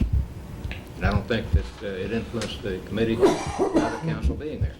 and it would be your job as the chair of that committee to hold order to that. And if anything you felt pressure was going on, you would stop it at that moment. I would have stopped it. I think at one time the debate got rather heated, and I asserted myself as chairman to quiet it down and express my point that we would all treat each other as gentlemen. Thank you. Councilmember Jennings? I'm sorry, were you through? Yes, ma'am. Okay, Councilmember Jennings? Thank you, Madam Mayor. I'm going to have to agree with Bob. I don't think that the city of Haltom City can legally pass an ordinance that would go against the Open Meetings Act. I also would further think that you could not, once someone gets to a public meeting and it is an open forum, I don't see how you could keep them from saying anything they wanted to say. I think basically what you're going to have to get to, if you don't want council involvement in these ad hoc committees, is a gentleman's agreement, for lack of a better word, that, you know, if you do as a council member attend one of these meetings, then you will do your very best not to become involved in the discussion of it. Here again, if somebody decides they want to go and they want to be heard, then legally they have the right to. So I think you're beating a dead horse here. I don't think you can legislate that. You're just going to have to rely on the people that you have sitting up here and trust that they'll do the right thing. And if they don't, then don't elect them next time. Well, we don't want a dictatorship, that's for sure. Councilmember Henserling? Just a question of legal counsel. Are we really not able to do something like that? I mean, prohibit a governing official or official from a governing body to not attend a open I meeting? think you would be impairing the free speech rights and constitutional rights of your council members by doing that. I think you can have a policy where you urge them not to, or just, as he said, a gentleman's agreement. I think probably as far as you can go. I don't think you could legislate. I'm just, as an aside, you can't have a quorum of the council present at any of the meetings, certainly, because unless you posted that as a meeting of the council as well. But I don't think you can legislate to prevent members of the council from attending these committees if they are in fact open meetings. Okay. Well, I agree with the sentiment of, I think we need to let the ad hoc committees, since they're so special in nature, to go ahead and run their course. And there was other council members that agreed at the last council meeting that I guess, continue the gentleman's agreement that we've always had in the past, which, you know, I thought we had in the past, and hopefully we can continue to have in the future with these special committees. And I know we can't put it in writing anywhere, but just I think that's important for a city, and it speaks well of our city. So I guess that whole idea is not going to be a part of this. So. Have we made it clear what we want to do as far as the rest of this is concerned? Okay. Except for the policy. We're still waiting for that. That's correct. Information regarding the That's correct. policy. Okay. Right. So we're back to tabling this agenda item until all of that's received. All right. Agenda item number 29 will be next. Procedures for ratification of nominees for appointments to boards and commissions. This was added to the agenda by Mr. Patino, so I will let him discuss this. Yes, I came up with this idea, and I'm here tonight to put it for the consideration of the rest of the council and have their input along with our staff. On our last meeting, we had an experience that it was kind of created some confusion, and there were some things that had to be changed.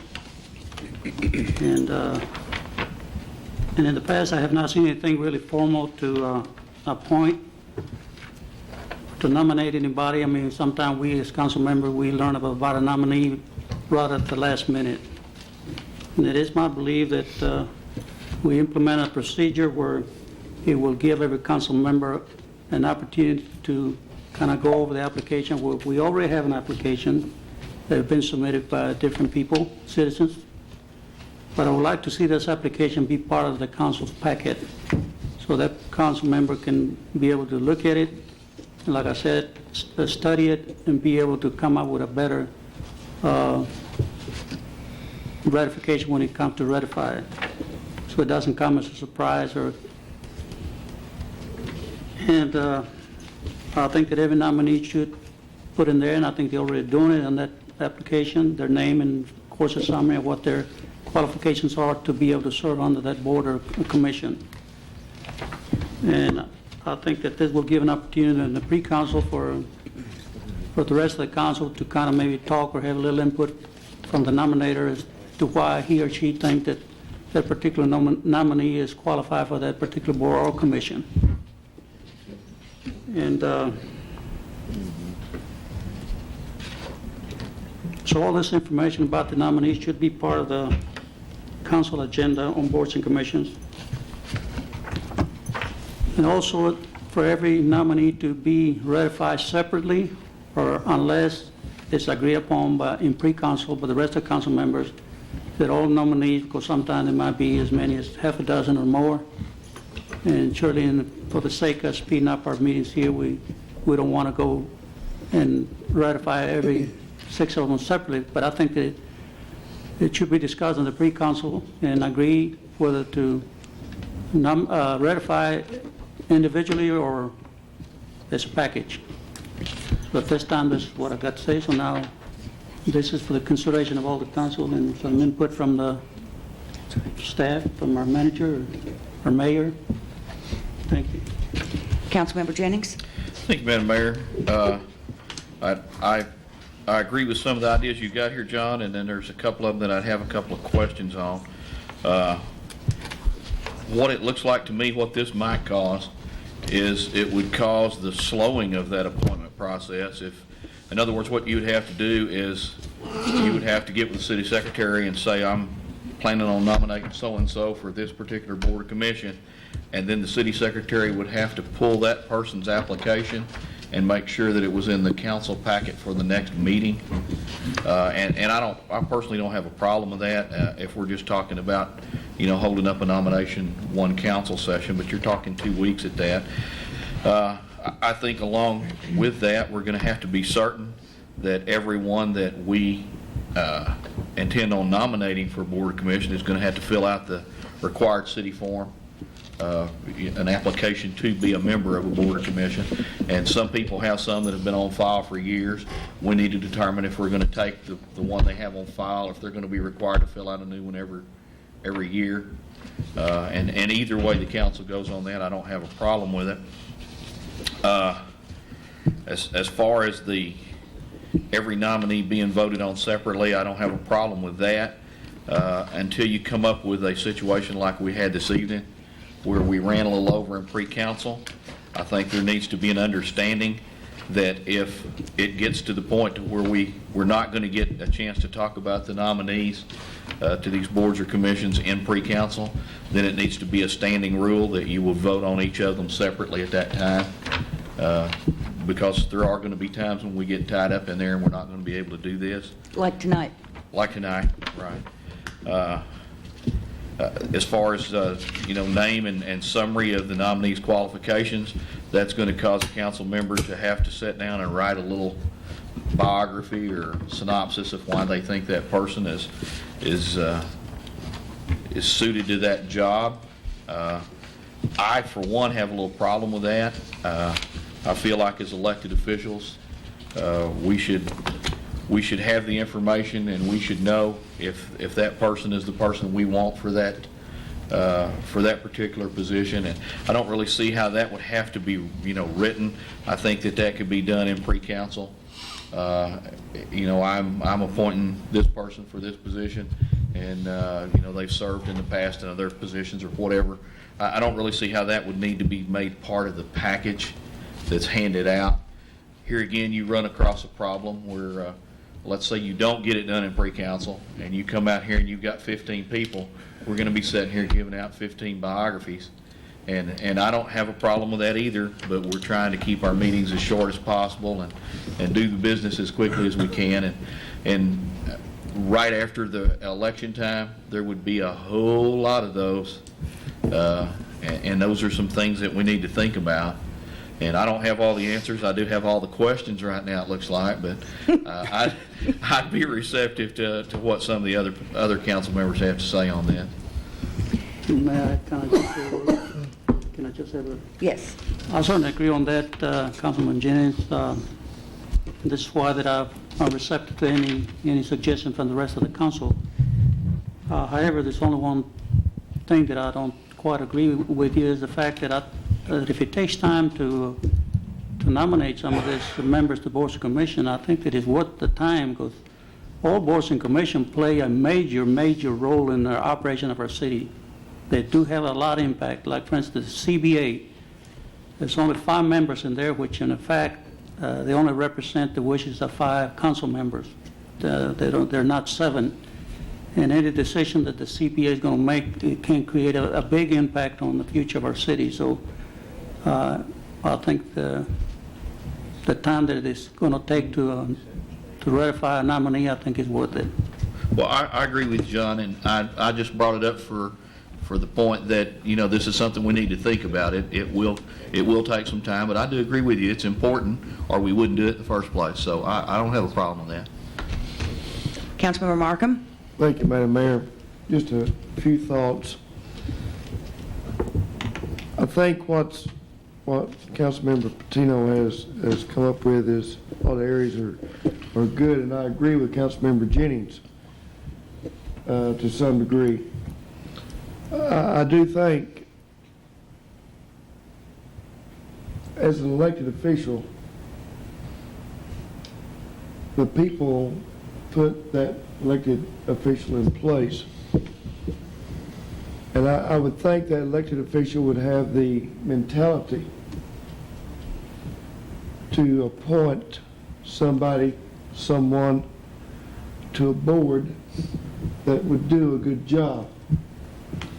And I believe it's that council member's right to appoint whomever they wish to appoint. Thank you, Mayor. Councilmember Patino.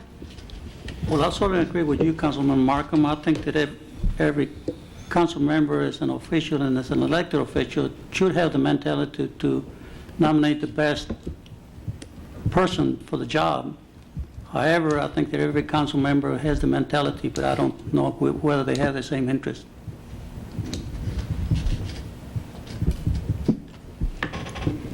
Councilmember Henserling. Quick question with what Councilmember Jennings had had made a comment about, did you allude to the fact that a council member would do a biography on behalf of the person that they're... That's the way I understood it. I interpreted item A here as is basically the same form we already have on file, and would be the same form that nominee would fill out. Council So member, you would use that form? I'd use the form that we already have in place. Yeah, and just make sure that it is filled out completely, and that they have stated all of their qualifications. Exactly. Maybe even add a sentence on there that's part of the deciding factor. Well, one of the things that's on that form is all of our boards and commissions are listed, and we give them opportunity to prioritize what board they want to pick, and they may have, say, the board that we want to appoint them to be their middle, number 4, number 5 board, and I don't know, we need to hold that against them because all the other spots are filled on the other boards, so hopefully that won't come into play, or maybe it will, I'm not sure, but I think Councilmember Markham said it extremely well, and I ditto his comments that I really think that we are empowered as elected officials to appoint people to these boards and commissions that we feel are good and will do a good job and serve the city well. And I feel very strongly about that particular right, so I appreciate his comments too. Thank you. Gentlemen, just for your information, the city secretary tells me she keeps applications for 2 years. And then she destroys them, and also, even if they're up for reappointment, she sends them a new application to fill out. So that you may want to keep that in mind if you want to change anything on that. Councilmember Hurley? Madam Mayor, I think that Mr. Patino's come up with a good idea. However, I think the present system that we have for the selection of board members, board committee members would be fine. However, I think that voting on each one individually would be a much better system. It would cause less confusion. I think at times in the past, we've had people that say there were 2 to be ratified, and one council member may have voted no in error of thinking that he was voting on the other. I'd move that we adopt the last phase of this, if this is no objection to Mr. Patino and the rest of the council. I think in looking at it, item C that Mr. Patino has here, and that is for the separate ratification. Item number 1 is pretty much already addressed on our current form. We might want to broaden that a little bit, maybe give them more room, or, like I said earlier, add something on there to make sure that they fill that out completely. And then B, the only thing that we haven't really talked about is that this information to be part of the city council agenda. I guess by that, Mr. Patino, that way everyone will have the application that the nominee has filled out in their packet ahead of time. And I think also, if any way possible, I think that also the copy of the resignation of whoever held that place that the nominee will replace, that the resignation also be in the packet of the council. Make sure that we know that's already vacant. Right. Well, there's not a great deal of change.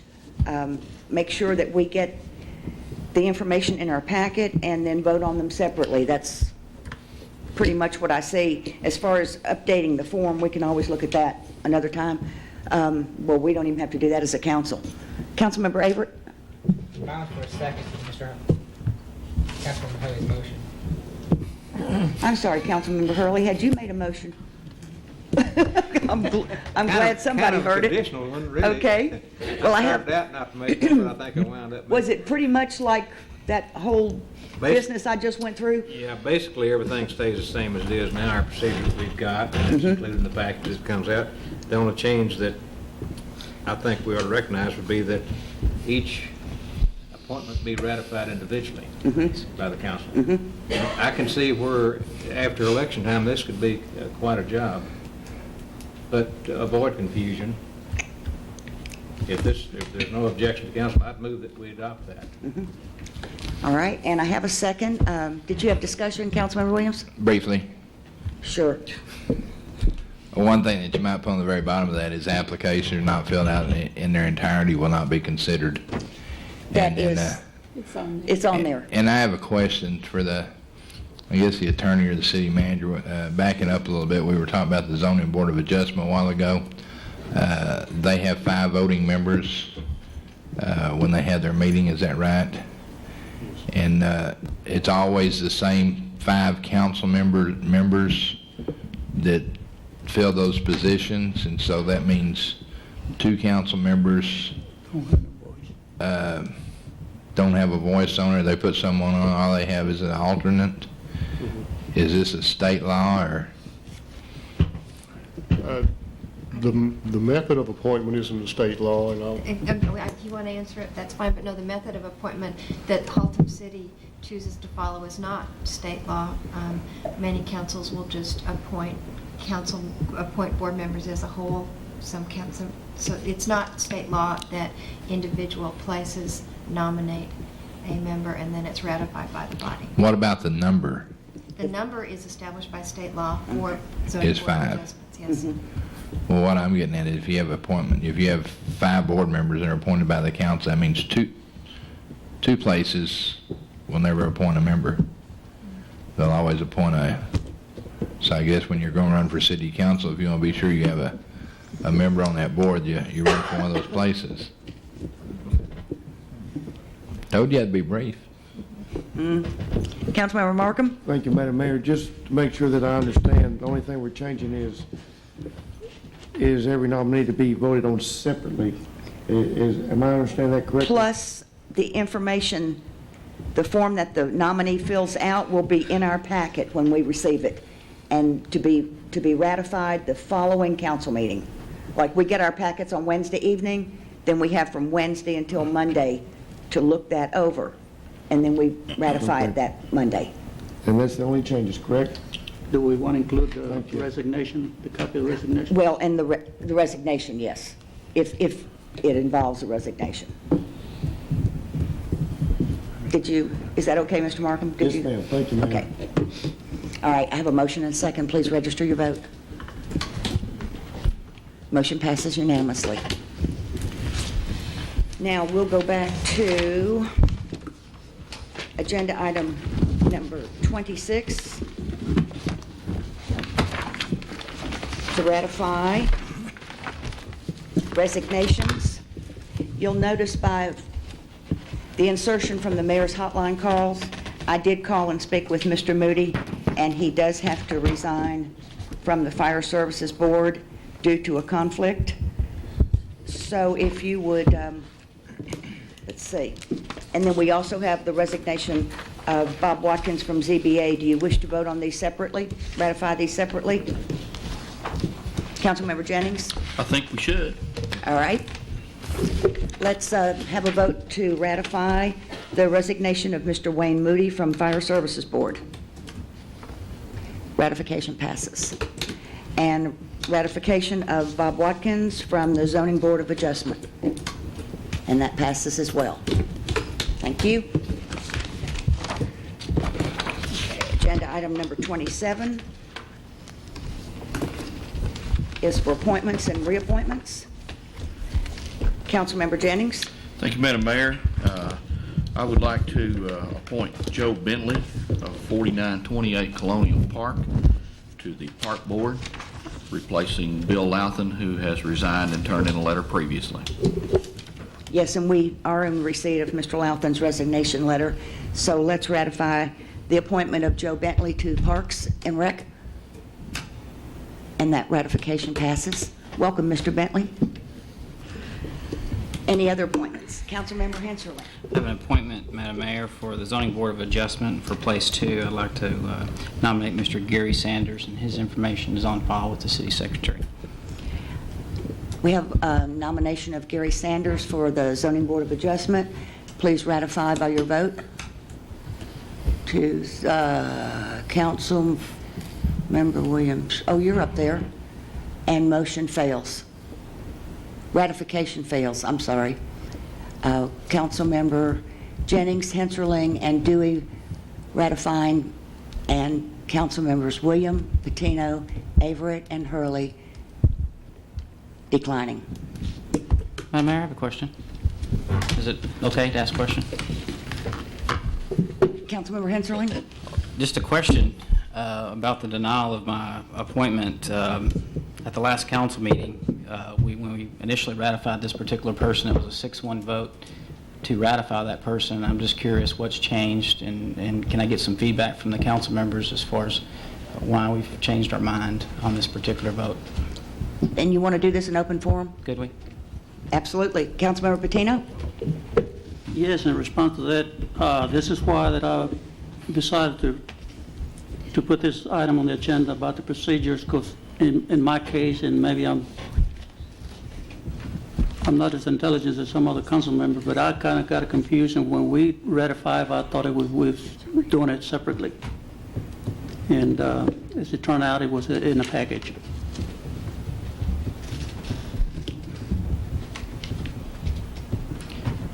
Any others? And I apologize for that. Sure.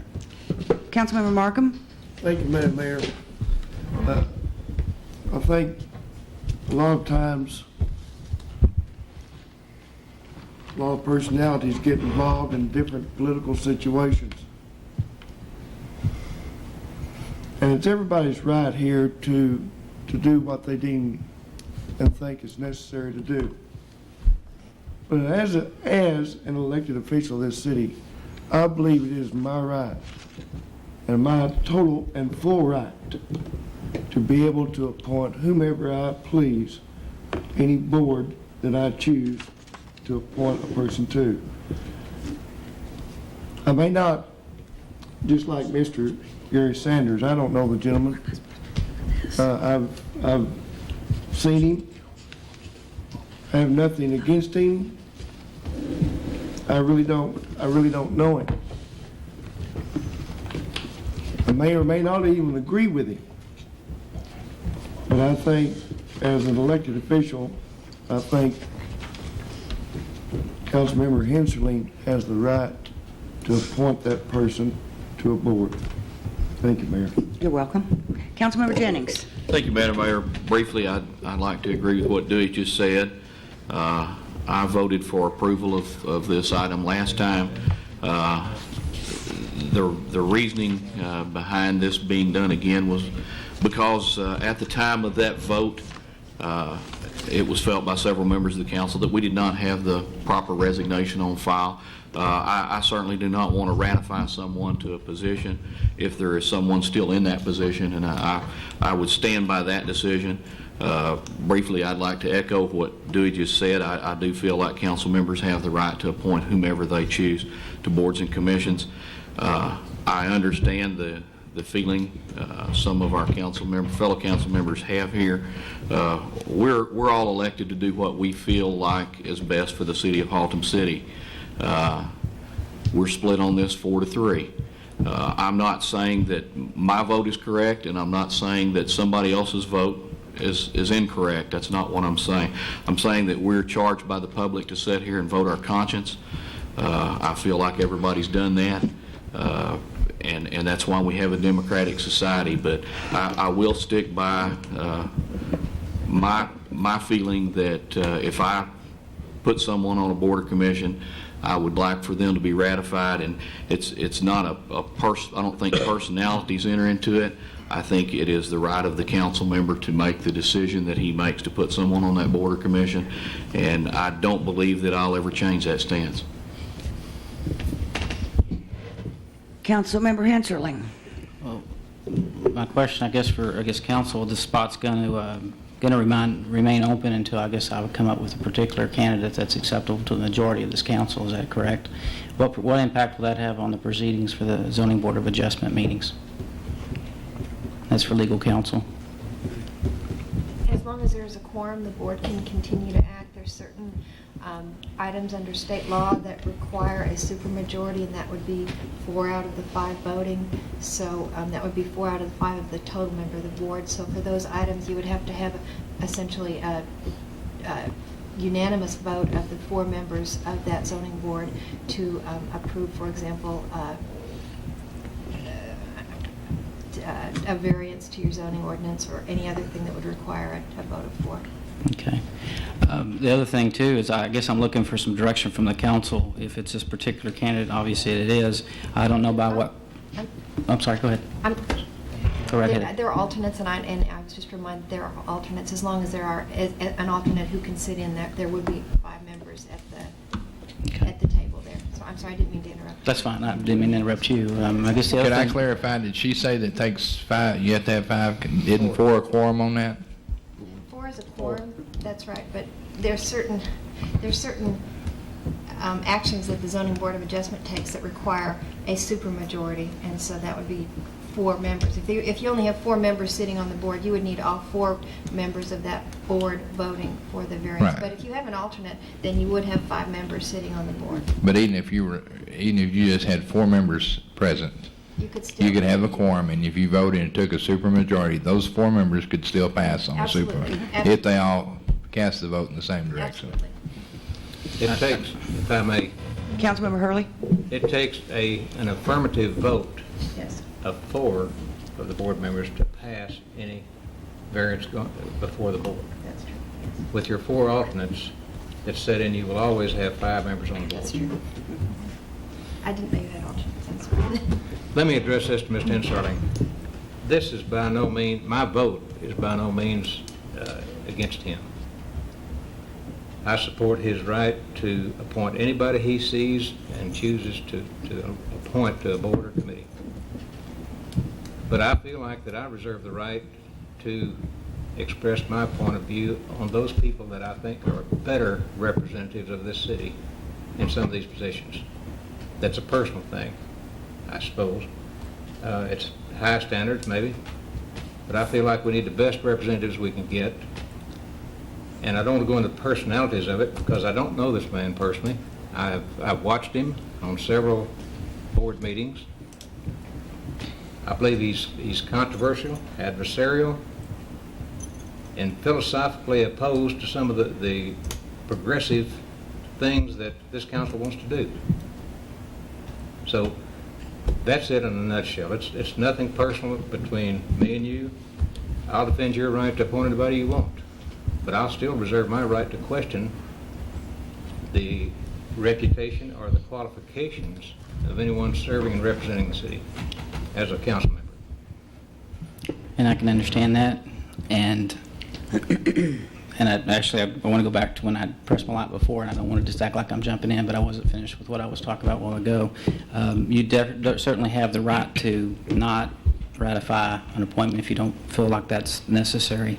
I don't know how many times in the history of this city, and from doing some background, it's only happened one time in the history, I shouldn't say history of the city, but recent memory, last 10 or 15 years, where only one person wasn't ratified. And you bring up a good point. You say, in the interest of this council, in agreement with the direction the city is going,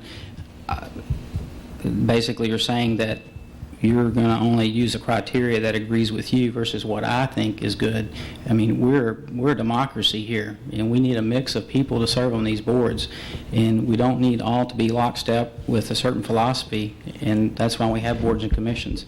And I think for a majority of a council to dictate to a minority of the council who can and cannot be put on these boards and commissions, I think we're politicizing our boards and commission process. I don't think it's healthy for a city. And I just go back to that ultimate right that's already been stated tonight, that we have the right to appoint who we think is the best candidate in this case. And I did talk to a number of people about this position. Many declined, and this gentleman was acceptable. He's experienced in planning and zoning for Haltom City, was on our Planning and Zoning Commission.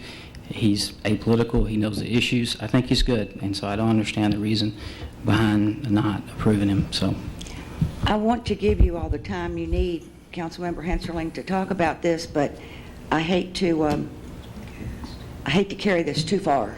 I'm done. Because of the nominee. Yeah, we're done. Councilmember Williams? I don't know. This is my first time in 28 months, I guess, I've had or been requested to give a reason why I voted one way or the other. You don't have to. 2 weeks ago, the reason we had a deal, and Mr. Patino straightened that out this afternoon when he put the item on the agenda that he did. We had 2 members that requested ratifying, and by ratifying one, we had to ratify the other. And that's the reason at the last meeting I voted to ratify both members, because the gentleman that was put on the beautification board I was in full support of, and had I voted not to ratify him, it would have been a slap in the face to my fellow council member down there. And the other council member has already removed this person from one of the boards, and I felt like ratifying this would be a slap in the face to him. So I've got mixed emotions on it. I know the things in the past, our history. I know what I have in store for Haltom City and my thoughts and my behavior for the last 28 months, and the work that I've done toward the city is in a positive manner. And I think our fruits are being borne now. I think we're moving in a progressive way. We're owning up to our motto, proud and progressive. And I'm proud to be from Haltom City, and I feel like we are progressing. And the reason that I vote the way that I do, I vote my conscience, and that's the best I can do. One final word, please, council members. Councilmember Patino? Yes. Councilmember Hensley mentioned something about in the history of Haltom City only once before ratification or nomination was denied. And I happened to be the lucky nominator. I was the one that was denied, so I sympathize with Councilmember Hensley how he feels. But I can assure him that there's nothing against him, because in the past I have defended him as far as every council member should be respected, whatever decision he takes, because he is being put there by the citizens. If he's a representative of the city, it doesn't matter who he is, he needs to be respected. So my decision to reverse it, like I said before, is just strictly that I got confused, and I apologize again to all the citizens of Haltom City and this council. Thank you. Thank you, Councilman. Does any of the council wish to cast a vote for the TML Intergovernmental Risk Pool? If you do, now is the time. Do we have any votes for that? Or shall we just, we'll take who they choose? Is that the way it works, Mr. Eisen? Right. That's right. Very well. I can see the blank looks on everybody's face. So we have no excused absences. We're all here. And we have no executive session this evening. So we will adjourn at 10:19 p.m.